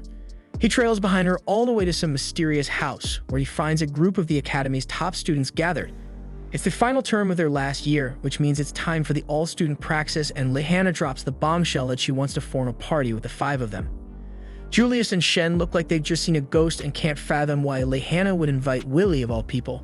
Willie knows all too well that these two probably hate him the most. Seeing his terrified face, Lehana mistakes it for hesitation and assumes he's turning down her offer, confirming to Willie that she's a bit of an airhead. Not one to be ignored, Shen furiously charges over to confront Willie. But before he can make a scene, Wigmel flexes his powerful magic and completely changes their surroundings. He smilingly points out that mages are far from the barbaric nature of the dwarves, which shuts Shen up real quick. Wigmel's magic is no ordinary trick. It's illusion magic, a rare form that conjures up fantastical landscapes, a skill only the elves possess. As things settle down, Wigmel turns his attention back to Lehana, wanting to hear what else she has to say. Lehana then explains that her goal is simple, to form a party for the dungeon dive. She wants to team up with the 4 strongest mages and the one person who stood out the most at the festival. She believes Willie has something they lack, something that could give them an edge in the dungeon. Julius immediately disagrees, arguing that Willie can't use search magic and would just slow them down. Shen, having recently been in a party with Willie, is quick to say he doesn't want to go through that mess again.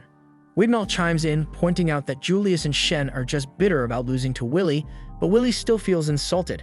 Wigmel spells out what they refuse to see. Willie has the brute strength of a dwarf and the agility of a beast. Sure, his fighting style might not be elegant, but his swords still manage to beat both of their wands. Julius isn't having it and snaps back that Wigmel is still trailing behind Lehana in credits. Wigmel takes this as even more reason to respect Lehana's judgment. If she sees potential in Willie, then he's willing to respect this so-called no talent. That's more than can be said for the 2 other guys, which of course gets them even more riled up. Lehana then drops her real reason.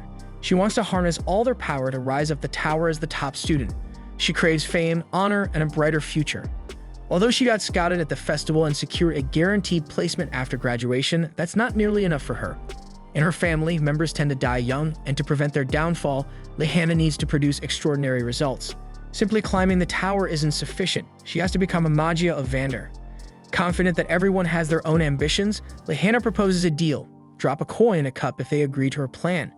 Wigmel doesn't hesitate. There's no way any other team could achieve better results.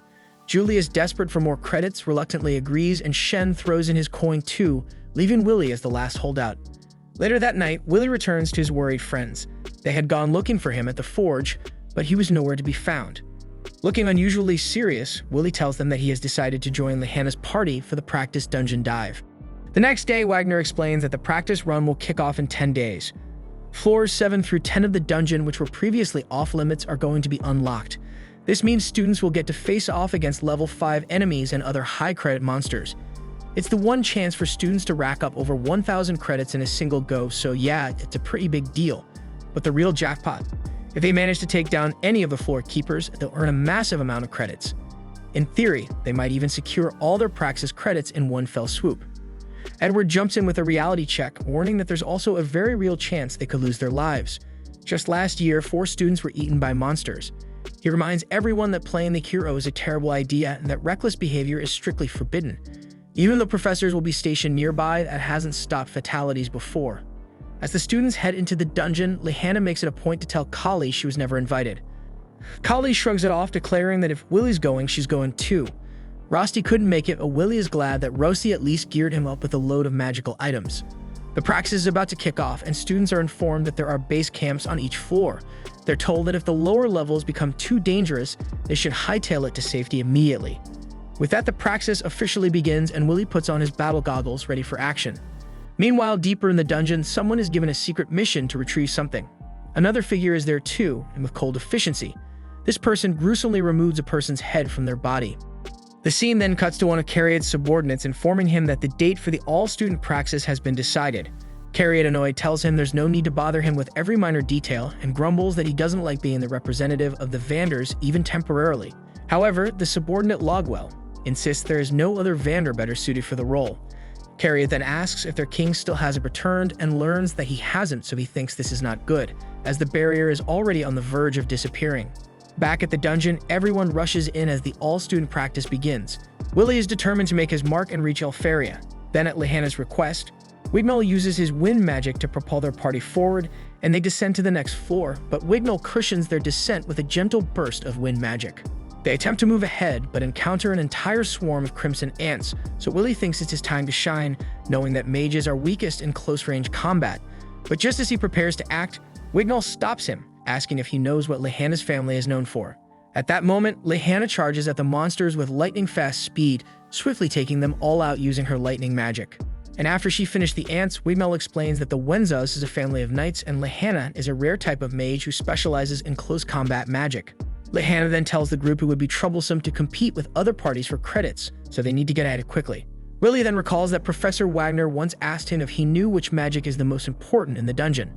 Since Willie didn't know the answer, Wagner had explained that it's Search Magic, a common spell used to detect enemies and anomalies.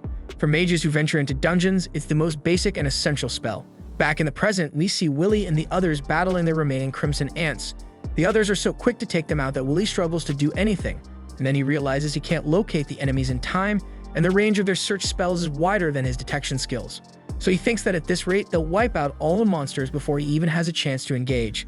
Finally, he manages to defeat one of the monsters, but Wigmel then uses his wind magic to wipe out all the remaining creatures in the vicinity. He remarks that Willie is more of a deadweight than he expected, questioning Lehana's decision to invite him to their party and stating that Willie can't even serve as a shield. Lehana defends Willie, saying he simply hasn't had the chance to prove himself yet, but will show his true worth when facing 5 or more enemies. She admits she hopes she is right and mentions that he's probably stronger than he seems, so it's fine if he's a bit of a deadweight right now. Julius then absorbs the magical traces of the defeated monsters into his wand and reminds Lehana that he had warned her that those who can't use search magic will only get in their way. Willie explains that by absorbing these traces, the wand stores a record of the battle, allowing the Academy to verify the monsters killed and calculate the number of credits to award. As the others prepare to leave, Willie lags behind to pick up drop items. Kali asks them to wait, but they dismiss her, saying there's no need to collect worthless items. Willie quickly catches up once he's done and explains that most people don't want to team up with him because he insists on picking up drops unlike others. Kali asks Willie if he's okay, and he assures her that he is, admitting that he expected something like this to happen from the start. He tells her that he'll try his best to help the team in other ways, but he knows he won't be much use against the tougher monsters they might face deeper in the dungeon. They continue pressing forward, and Willie can't help but think that his teammates are too exceptional, leaving him without any opportunity to prove himself. He realizes that at this rate, he will end up as nothing but a burden. Then after a few hours, Lehana notes that it's already been a day since the praxis began and suggests they take a break. But Julius is uneasy about resting in the middle of the dungeon and says he'd feel more secure with some protection. So in response, Wigmel erects a fiery wall around them.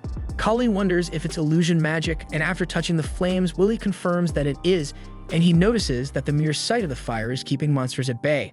Lehana then asks Willie to hand out the rations she gave him, so Willie distributes the rations, but when he tries to give Wigmel his portion, Wigmel stops him from getting closer. He tells Willie to leave his rations on the ground, explaining that he only allows those he deems worthy to touch him. Kali calls out Wigmel for being so rude, but Wigmel claims he is above everyone else because he is an elf and declares that Lehana is the only one he considers worthy among them. Willie stops Kali from arguing and tells her that elves have their own customs and beliefs, and it doesn't bother him. He then explains that like the dwarves, the elves also came to this land from another world, but they are a magical race. Though they can be a bit snobbish and tend to associate only with their kind, they possess greater magical abilities than most mages, and their queen is also one of the Magia Vanders. After they finish eating, Lehana lays out her plan for everyone. She explains that their number one priority is to defeat the Luminous Neighboress, which is worth 110 credits. It's the only one of its kind and serves as the floor keeper of the 10th floor. Willie thinks that this is the most credits they can earn from a single monster during the praxis, and the others mention that it's not uncommon for mages to be killed while facing it. They refer to it as the boss of the all-student praxis. Lehana then tells them that she assembled this party specifically to take down this creature, and she is confident they have the ability to defeat it and wants to prove it to the tower. Wignall asks if it's wise to ignore the other monsters they encounter along the way and head straight for the final boss. Lehana clarifies that she wants them to conserve their magic so they are in the best shape when they confront the beast, and she adds that they can always deal with the smaller monsters later and informs everyone that they should take the shortest route to the 10th floor. Willie realizes he has only managed to collect 5 credits so far, which isn't nearly enough. Though he feels a bit apprehensive about facing a floor keeper, he decides not to back down. Elsewhere, we see a guy from earlier named Headless, and his partner asks if he has dealt with the people upstairs. Headless shows that he has, mentioning they were getting on his nerves. Meanwhile, Willie and the others continue their exploration.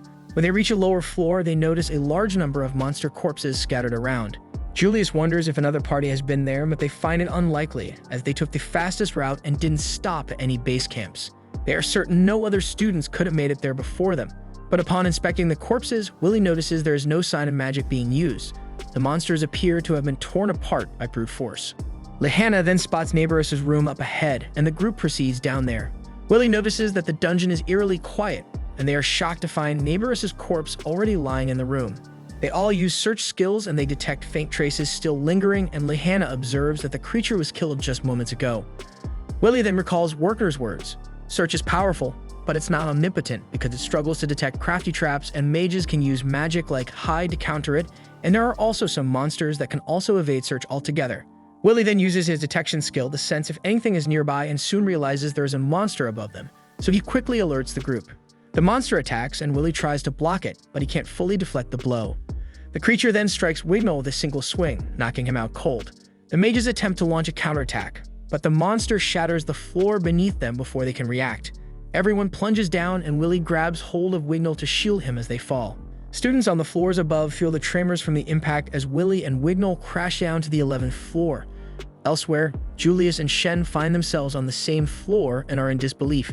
The 11th floor and beyond are considered danger zones, places only high-level mages are expected to survive. Lehana and Akali have also ended up on the 11th floor, but in a different area. Lehana notes that the structure of the labyrinth and the power of the monsters is entirely different from this point onward. Kali then notices that Lehana is bleeding and expresses concern, but Lehana brushes it off, explaining she hit her head on a rock during the fall. She reassures Kali not to worry and insists they need to regroup with the others, as staying alone in this area is too dangerous. Afterward, we see Willie fiercely battling a giant snake monster, battling fiercely, and as he fights, Wignall is lost in a dream about his past. In it, he hears voices taunting him, calling him useless for not even being able to cast an illusion spell, and even Eleanor leaves him, calling him worthless. Wignall then suddenly wakes from the nightmare and notices the corpse of the giant snake lying beside him. Willie is relieved to see him awake, and Wignall shockingly wonders if Willie defeated the monster on his own. Willie then attempts to treat Wignall's injuries, but Wignall pulls away, refusing to let him touch him. Willie calmly tells him that he doesn't care if Wignall hates him or even tries to kill him, but he can't just leave him in this condition, so he pleads with Wignall to at least let him treat his arm. But Wignall insists he can handle it himself, and after Willie hands him the supplies, he begins to bandage his arm. Willie then notices that most of their supplies, including the medical kit, are ruined. He then checks the ground and sees they have 3 sub-weapons left if he includes Rossi's magic items. They also have enough food and water to last 2 days, assuming the others have their own pouches of supplies, but then Willie realizes that under the extreme conditions of the 11th floor, they might only survive for a day at most. So he tells Wignall they need to find Kali and the others as quickly as possible. He then asks if Wignall is strong enough to move around the dungeon, but Wignall reminds him that standard protocol is to wait for rescue if they get stranded. But Willie responds that doing nothing will get them killed and insists the help won't arrive in time, especially since the monster they just faced is still lurking around the 10th floor. Meanwhile, Wagner contacts Professor Eliza on the 8th floor, where she is battling a swarm of monsters as students run around in panic. She explains that they have been hit by a stampede, and the base camp has been devastated. Wagner asks about the other teachers, and Eliza grimly informs him that they were killed and their heads ripped off. She adds that she hasn't received any communication from the 9th floor or below, but she suspects things are just as bad there. Wagner thinks this can't be a coincidence and wonders what's going on. Edward then tells him that the all-student praxis is cancelled, and they head down to rescue the remaining students. Meanwhile, on the 11th floor, Willie and Wignall are wandering through the labyrinth.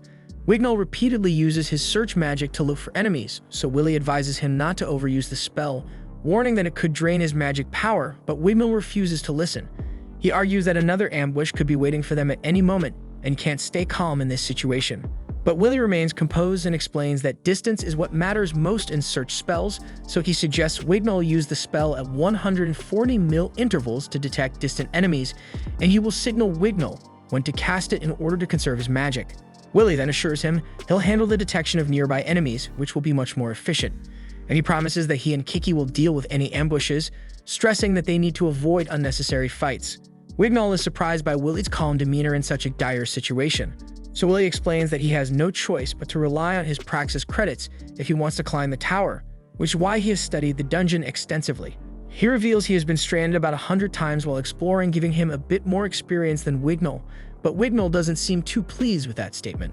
Willie then spots enemies approaching them, 3 swine demons known as Gurjesa. With no choice but to fight, as the other route is also filled with monsters, Willie asks Wignall to handle the one behind them while he takes on the 2 in front. Wignall manages to make the piggy behind them fall with a burst of wind magic, while Willie swiftly slices through the 2 piggies in front with ease. Wignall is amazed by Willie's quick moves and realizes that Willie has turned his wisdom into power, while he feels like nothing in comparison. Suddenly, the piggy Wignall tripped earlier tries to attack again, and without enough time to counter, Wignall resorts to a fire illusion to buy some time. Willie warns him against this, but it's too late. The monster sees through the illusion and charges. Then Willie quickly steps in, throwing a dagger that pierces the piggy, and then he slices the creature in half. And then he explains that Gurjesa relies on their keen sense of smell rather than sight, so illusions won't work on them. Wignall laughs bitterly, calling himself a disgrace. Willie tries to encourage him, saying he'll get them next time, but Wignall confesses that he isn't talented, he's just one of the dregs, a laggard. Wignall continues, explaining that of all the elves who have come to this academy, he is the only one still here after 6 long years. Every other elf had already ascended the tower, and before they left, they had only one thing to say to him. They called him a disgrace to elfkind. The reason for their disdain was his illusion magic. Typically, elven illusion magic is special because it gives illusions a physical form, something people can touch and interact with. But Wignall's illusions were different. They were nothing more than ordinary illusions, intangible and insubstantial.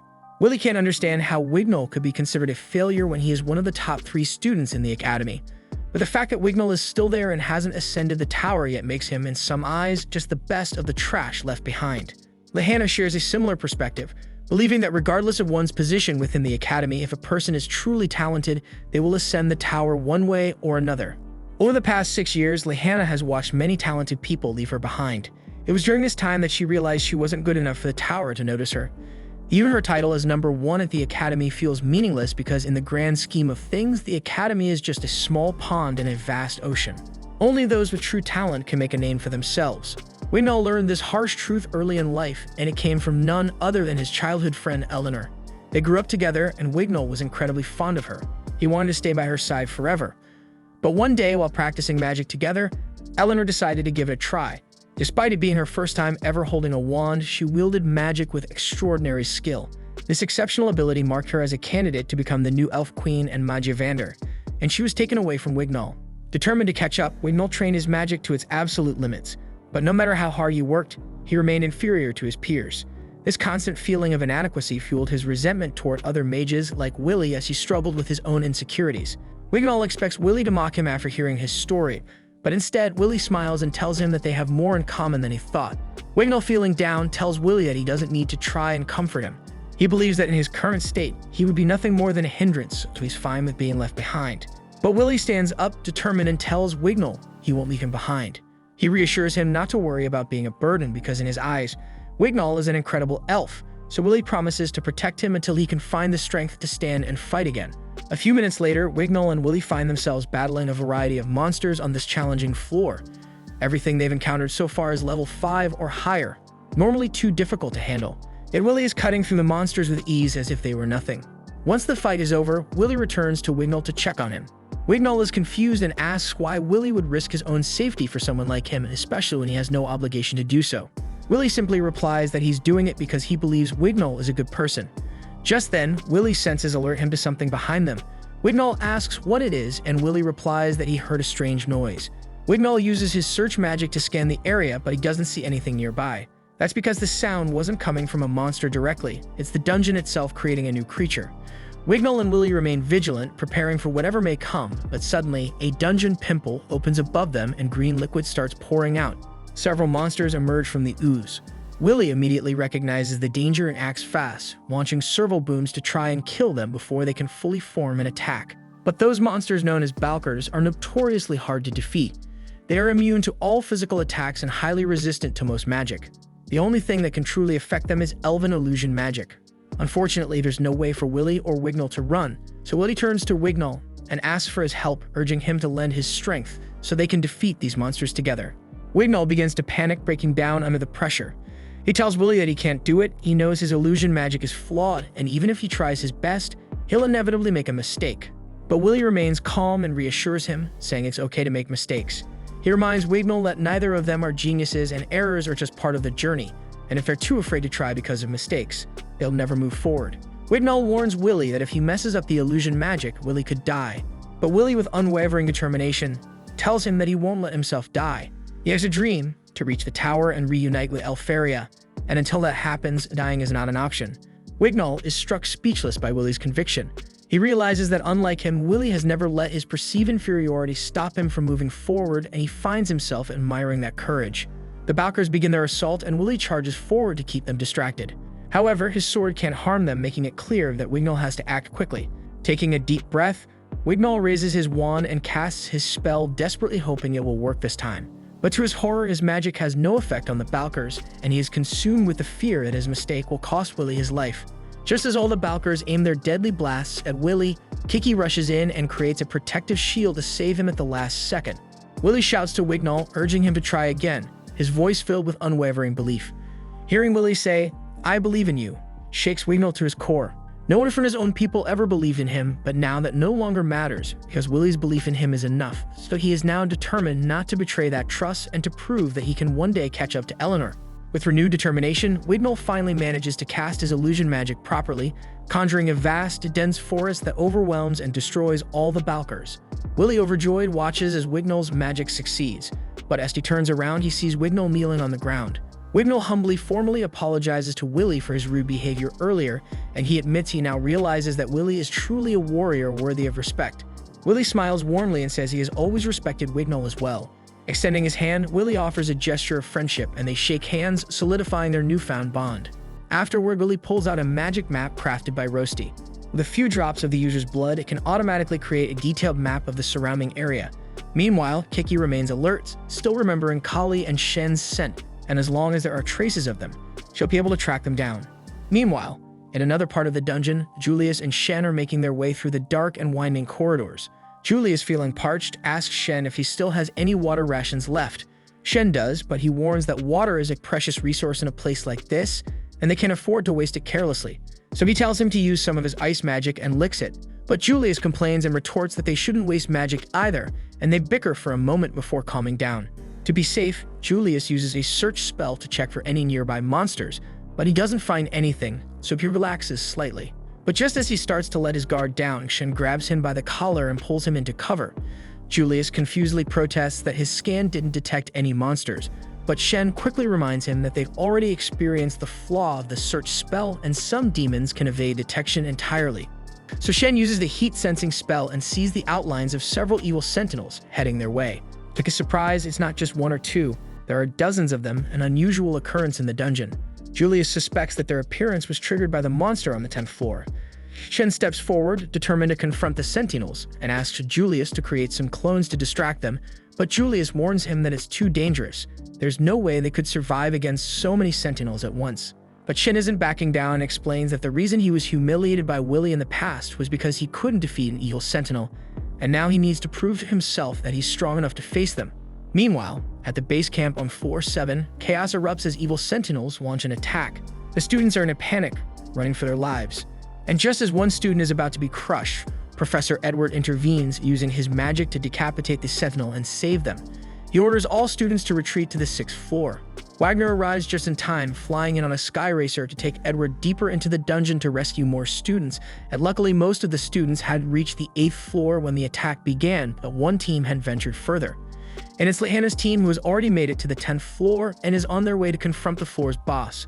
Edward worries they won't be able to locate the team in time given the massive size of the 10th floor, but Wagner reassures him, saying he knows exactly where Lehana's team is thanks to Kiki, who is with Willie. Kiki's gemstone is linked to the one Wagner holds, allowing him to track them. On the 11th floor, we see Kali and Lehana. Kali is carefully leaving stones behind to mark their path, ensuring they can retrace their steps. As they move forward, Kali asks how long it has been since they arrived. Lehana replies that it's been 16 hours since they got stuck on the 11th floor, and they've already run out of food and water. They tried to get some rest whenever possible, but the relentless monster attacks have barely given them a moment to recover. Kali acknowledges that it's only thanks to Lehana's skills that they've managed to survive this long, but she knows that even Lehana has her limits and fears they are nearing them. Lehana stops for a moment, her face filled with regret, and apologizes to Kali for the whole situation. She admits that it was her idea to rush to the 10th floor, and that decision has now left them stranded here. But Kali shakes her head, dismissing Lehana's guilt. She tells her it's not her fault, the blame lies with the monster on that floor that caused all of this. Besides, Kali points out Lehana never even invited her to join in the first place. Kali just showed up on her own. So if anyone is to blame for her being stuck down here, it's herself. Still, she remains confident that Willy will find her tracks and come to their rescue soon. Meanwhile, someone does find the tracks, but it isn't Willy. Then we see Wignall and Willy running through the dungeon, sensing the presence of a mage nearby. As they turn a corner, they come upon Shen, standing atop a pile of defeated sentinel corpses. Wignall is stunned, unable to believe that Shen managed to defeat them all on his own. But then Julius emerges from behind and shouts that Shen didn't do it alone. He had to sacrifice dozens of his clones just to give Shen the chance to win. Willy is relieved to see both Shen and Julius alive, but quickly notices that Lehana and Kali are nowhere to be seen. When he asks if either of them knows where the girls are, Julius replies that he thought they were with Willy. Realizing that no one knows their whereabouts, Willy grows anxious about the thought that Lehana and Kali are still out there on their own, and who knows what dangers they might face. Meanwhile, on the 11th floor, Kali spots someone approaching them. She's about to call out, but Lehana grabs her arm and pulls her back, sensing something is off.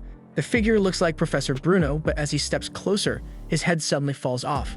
The head rolls on the ground and in a bizarre and unsettling manner. He writes a message to greet the girls. Then Headless's partner Mars appears and he seems irritated, complaining that Headless was supposed to handle everything upstairs. So he demands to know how a couple of kids managed to make it past him. Headless explains that Duke failed to kill the children immediately, somehow causing a breach in the dungeon that allowed them to reach his floor. Mars, however, is uninterested in excuses, and his only concern is making sure that there are no witnesses left to report their presence. As Headless and Mars continue talking, Kali suddenly accuses them of killing their professors. Headless doesn't deny it. In fact, he proudly admits it. He declares that he and Mars are villains with a mission to destroy the false sky. This makes no sense to Kali and Lehana. They know the barrier is the only thing keeping the Celestial at bay. So if those two want to destroy it, they must be trying to bring about the very calamity ancient lore warned them about. Headless, sensing he has explained enough, smirks and announces he'll be taking the girls' heads now, so he unleashes a powerful slash spell at them. But before the attack can reach, Willy leaps down and blocks it just in time. Willy and the others manage to find Kali by following the trail she left behind. Though if he doesn't fully understand what's going on, Willy knows they have to act fast. Without hesitation, he charges at Headless, hoping to buy time for the others to come up with a plan. But before he can get close, Headless casually blasts him with a burst of energy, sending Willy flying backward. Headless is clearly enjoying himself, taunting them and remarking how much he would love to add all their heads to his collection. However, Mars, annoyed by his partner's antics, drags him away, reminding him they still have a job to finish. But before leaving, Headless opens a teleportation gate and summons Duke, telling him to handle the kids. Moments later, the monstrous creature from the 10th floor appears through the gate, blocking any means of escape. With no way out, the team realizes they have no choice but to face the monster head-on. But just as things start looking grim, the Duke fires an energy blast that nearly wipes them out. The plan instantly changes. None of them are equipped to face this monster right now. So Willy quickly orders everyone to retreat into the passage behind them, but Wignall stays behind to stall the Duke. He casts his illusion magic, conjuring a massive root wall to block the Duke's path. But unfortunately, the wall proves useless as the Duke rips through it with sheer brute strength. So now Wignall finds himself dangerously close to the monster. But without any hesitation, Willy rushes in, dragging Wignall out of the way just before he gets obliterated. The blast from the Duke, however, causes a cave-in, separating the Duke from Willy and the others with a mountain of rubble. Finally safe, at least for the moment, Kali asks what kind of monster they're dealing with and why it's so powerful. Willy, recalling something he read in the Academy's library, explains that it's a Grand Duke, an evil creature of the Greater Demon class, typically found only on the 25th floor. But why would one appear here? Lehana theorizes that it might be the work of the evil mages they encountered earlier. Regardless, if they have more immediate concerns, the Duke may have been delayed for now, but it's guaranteed to come after them, and it's even ordered all the demon-type monsters on this floor to hunt them down. The chances of survival seem bleak, and Julius begins to panic, terrified of dying in this forsaken dungeon. Lehana then feels the weight of responsibility and blames herself for leading them into this hopeless situation. They're battered, exhausted, and stuck in a dangerous place with limited supplies, so Julius has every reason to be freaking out. But just as the tension reaches a peak, Willie speaks up. He insists that they need to fight back, because if they don't, they won't survive. The demons have a wide reach, controlling multiple floors, so sneaking past them is virtually impossible. But if they can defeat the Duke, the demons will fall into disarray, giving the group their one and only chance to escape. Julius initially scoffs at Willie's plan, calling it reckless.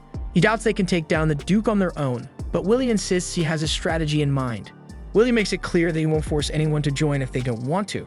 But Julius remains openly resistant, refusing to take orders from Willie. However, Wignall steps in, expressing his trust in Willie's abilities. Kali and Shen follow suit, acknowledging Willie's deep knowledge of dungeons, though Shen still harbors personal dislike for him. Wignall then turns to Lehana, and although he knows she doesn't fully trust Willie, Wignall has come to respect his competence and urges her to do the same. So Lehana agrees, vowing to put her full trust in Willie. She declares him the team leader, and the group commits to following his orders. Julius remains skeptical, believing Willie's leadership won't be enough to guarantee victory. Surprisingly, Willie agrees with Julius, explaining that they can't win if he leads alone. That's why Willie needs Julius's power. As an ice mage, Julius is the only one who can replicate the ancient magic of Elfaria, and Willie plans to teach him one of her secret techniques to make their plan work. Soon after, the group puts Willie's plan into motion. Willie runs across the dungeon floor, baiting the Duke to follow. As the Grand Duke comes within range, Julius, perched on a nearby ledge, begins casting his spell. The Duke, seeing the threat, fires a blast to kill him, but the target turns out to be a clone. More clones of Julius appear, all continuing to cast the spell. This, Willie reveals, is the secret to Elfaria's magic. Normally, if a mage's incantation is interrupted, they have to start over from scratch. However, Elfaria's technique allows clones to share the spell-casting process. When one clone is destroyed mid-incantation, another can seamlessly continue casting. So this clever trick buys them the precious time needed to cast an advanced spell, something that would normally be impossible under pressure. Julius, struggling to maintain his clones, is pushed to his limits. He hates that he's stuck with the hardest job, but with all his clones destroyed, he has no choice but to break cover and finish the spell himself. Seeing this, Willie orders the others to do whatever it takes to slow the Duke down, giving Julius the time he needs. So Kali, Wignall, and Shen launch their spells at the Duke, but as expected, they barely make a dent. Willie had warned them that the Duke's wings were indestructible, but the group needs to stall it somehow. In a desperate move, Willie charges in with his sword, attempting to slash one of its wings. While he manages to push the Duke down for a moment, he's quickly shaken off, realizing that neither magic nor physical attacks are doing much. But that's fine, because at this point, their sole job is to serve as decoys until Julius completes his spell. The team works together, relentlessly distracting the Duke, and finally, Julius is able to complete his spell, sending a barrage of massive icicles crashing into the monster. Julius is completely drained, but even after unleashing his most powerful magic, he only manages to injure the Duke. As expected, the beast's resilience is overwhelming. However, Willie had anticipated this outcome. The damage inflicted, while not fatal, should weaken the Duke enough for Lehana's close-quarters strike to finish the job. So now everything depends on her. Lehana then moves swiftly, darting around the battlefield and managing to get within striking distance of the Duke. She goes in for the killing blow, but just as her weapon is about to connect, she's stopped by a barrier. The Duke has an automatic defense spell, likely cast by the evil mages they encountered earlier. This slight moment of delay causes her to lose her window of opportunity, and the Duke counterattacks. Willie, acting fast, rushes in and grabs Lehana, pulling her out of danger. But as they run, they can't evade all of the Duke's blasts. Realizing they're about to be overwhelmed, Willie calls for Kiki to create a shield just in time to protect him and Lehana. However, in the chaos, Willie's goggles are shattered, and before he can react, a blast is headed straight for him. Meanwhile, Wagner and Edward are rushing toward the 11th floor to rescue the students, but Wagner is bewildered by the situation. A Grand Duke appearing on such a low floor makes no sense to him. Despite their shock, they know they can't do anything until they arrive, so they can only hope the students can hold out long enough. Back on the battlefield, Willie is hit by the Duke's blast, but Wignall reacts quickly, using magic to catch both Willie and Lehana. The others rush over to check on them. Lehana insists she's fine, but she's more concerned about Willie, who had taken the brunt of the attack. Willie, while visibly shaken, is more shocked by the fact that the goggles Elfaria had gifted him have been destroyed. Then, as the Grand Duke begins to break free from the ice spell that Julius cast, Shen suggests they prepare for another attack. But Lehana, recognizing the danger, tells everyone they need to retreat. She urges them to take Willy and run, offering to hold off the monster as long as she can. Although she knows her sacrifice will only buy a little time, she's willing to give her life if it means the others can survive. Kali tries to dissuade her, but Lehana, filled with guilt for failing to defeat the Duke earlier, feels this is her responsibility. Wignall then steps up beside Lehana, declaring that he will stay and fight as well. Aside from Lehana, Willy is the only human he truly respects, and he wants to help protect him. So together, they charge at the Duke. Lehana attempts to get within striking distance again, while Wignall uses his magic to restrain the Duke, forcing it to expose its core. But just as Lehana is about to strike, the Duke breaks free with terrifying strength, knocking her back with a powerful blow. The sight of the Duke easily overpowering both Lehana and Wignall deepens Shen's sense of hopelessness. He's paralyzed with fear, convinced that Lehana and Wignall are going to die, and that his only option is to run and save himself. Desperately trying to rationalize his thoughts, Shen is abruptly interrupted by Willy, who is visibly panicking. Without his goggles, Willy is overwhelmed with fear, unable to stop shaking. So in a desperate plea, Willy asks Shen to punch him in the face, hoping the shock will snap him out of his panic. Shen is furious when he sees Willy trembling in fear. This was the guy who gave the team hope, the one who convinced them to fight the Grand Duke. And now he's cowering like a scared puppy. So Shen starts beating on Willy, blaming him for everything going wrong, and Willy doesn't even fight back, but eventually Willy pulls himself together, thanking Shen for the beating because it helped him snap out of it. Shen is dumbfounded seeing Willy smile when just moments ago he was scared out of his mind. But Willy simply picks up his sword and asks Kali to watch over Kiki while he goes back into the fight. Shen can't wrap his head around how Willy bounced back so fast, but Kali clears things up. Willy's still terrified. He's just fighting despite the fear, like he always does. Shen's skeptical because he's never seen Willy show fear before, but he doesn't know what it's like to fight with a sword. As a mage, Shen can keep his distance while attacking, but Willy has to get up close, risking his life against enemies much bigger and stronger. So who wouldn't be terrified in that situation? But what really scares Willy more than anything else is the thought of running away or losing the people he cares about, and that's what drives him to keep fighting. Kali then tells Shen she's going to join Willy in the fight, leaving Shen feeling ashamed of himself because he thought about abandoning the team. Meanwhile, the monster keeps attacking Willy. He tries to figure out a way to take it down, but its defenses are rock solid and it's so fast it's hard to land a hit, so their only chance is to cut off the Duke's wings. Kali then fires a barrage of rocks to distract the Duke, and with Lehana and Wignall out of commission, it's up to her and Willy to finish the job. As the Duke powers up a brutal series of attacks, Willy braces himself to face them head-on, but without Kiki's shield, one direct hit could be deadly. But because he's seen this attack before, Willy manages to dodge every blast with expert precision. And by the time the dust settles, Willy is soaring through the air, zeroing in on the Duke. Kali knows exactly what Willy's trying to pull off, so she pours everything she's got into crafting the strongest sword possible for him. And with it, Willy manages to take out one of the Duke's wings. Now the Duke can't defend itself anymore. They just need to land a finishing blow, and luckily Shen's here to do just that.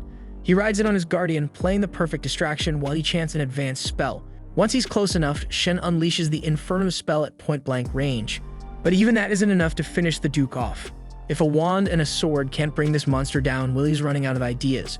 Just then, a shard of ice crashes down from the ceiling, and it's from Roasty. Willy doesn't know Rosty's there, but he hopes the ice will trigger something in his memory. We flash back to a moment of Willy as an infant in his mother's arms.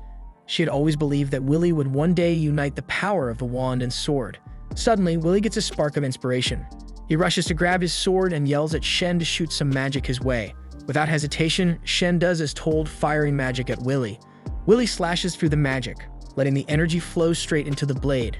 Now with power surging through him like never before, Willy feels invincible. And with a single precise strike, he slices the Grand Duke cleanly in half, finally bringing the monster down. Everyone is awestruck by what just transpired, and Willy collapses to his knees, utterly drained of strength. Even he isn't quite sure what just happened as his sword reverts to its normal form.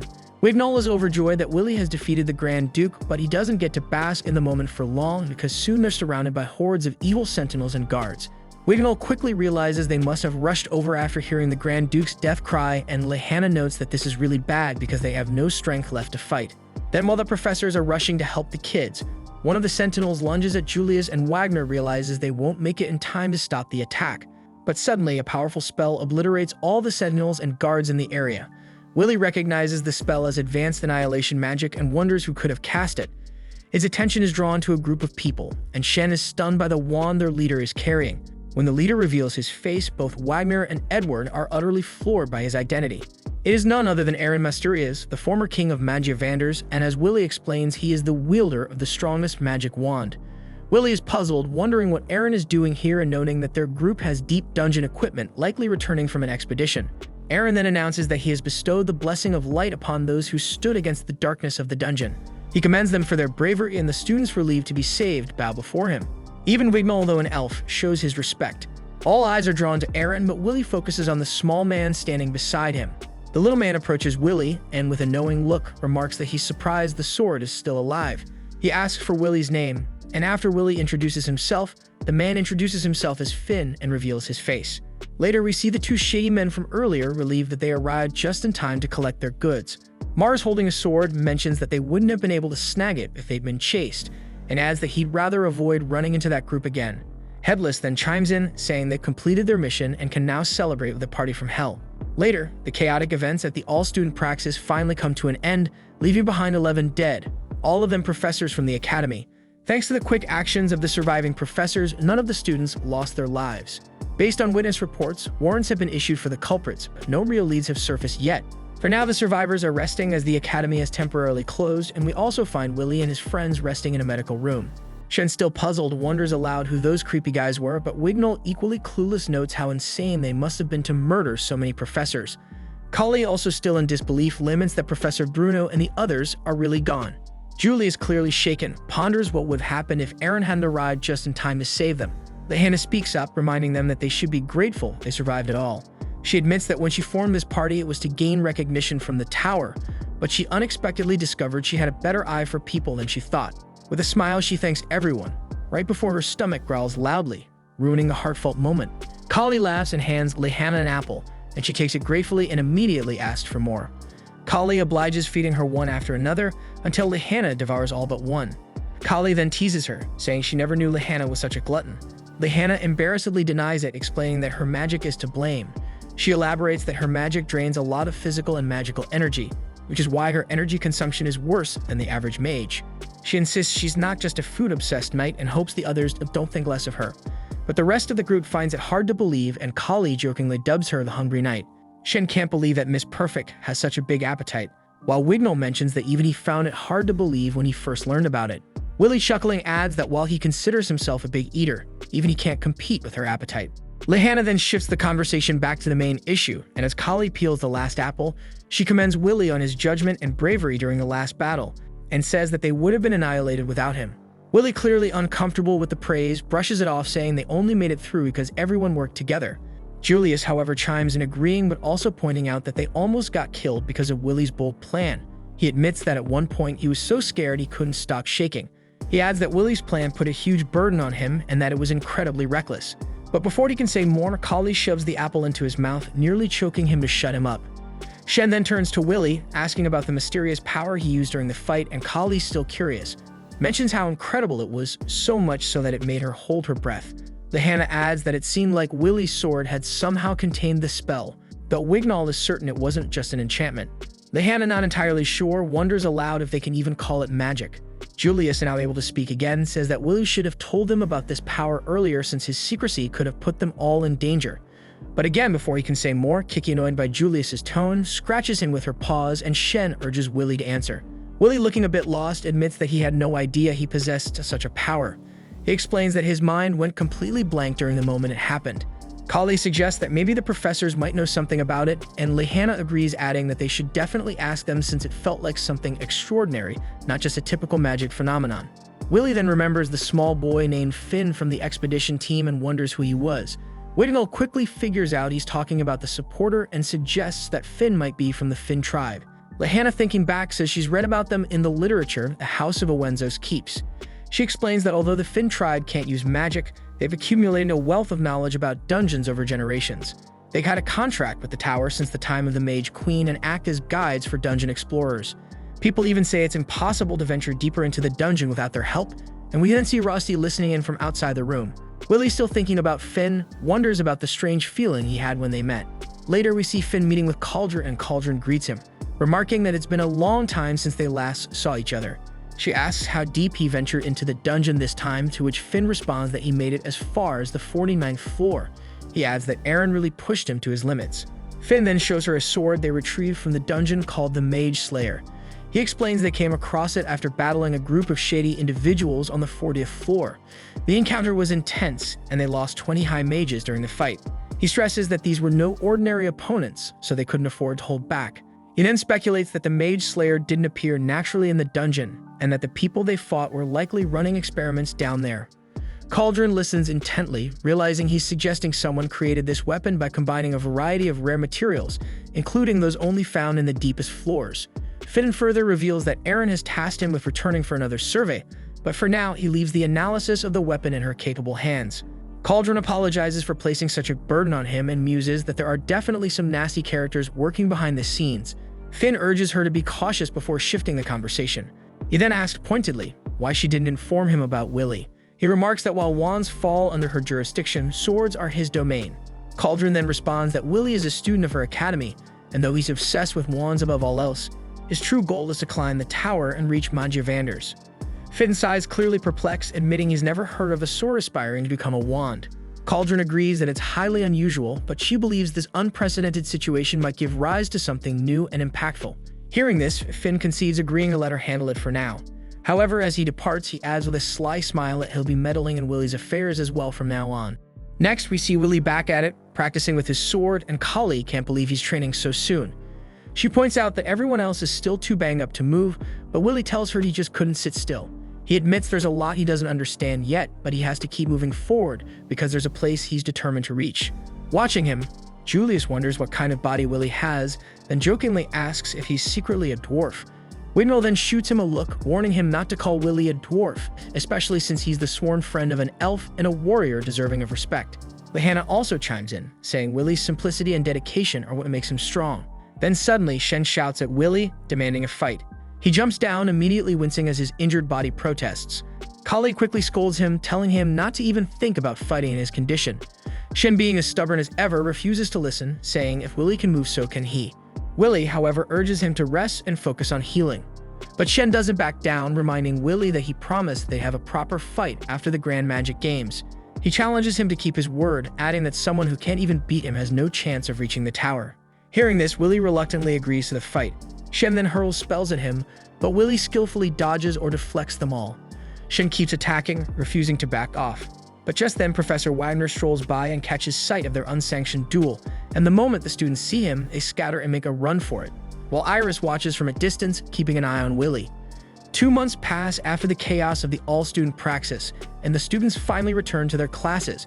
Professor then Wagner addresses them, acknowledging that some might still feel uneasy after what happened, but he stresses that their studies must continue. He reminds them that the school year is almost over, and it's time for their final exams. He hands out the test papers, and as Willie takes his thoughts drift to Elfaria.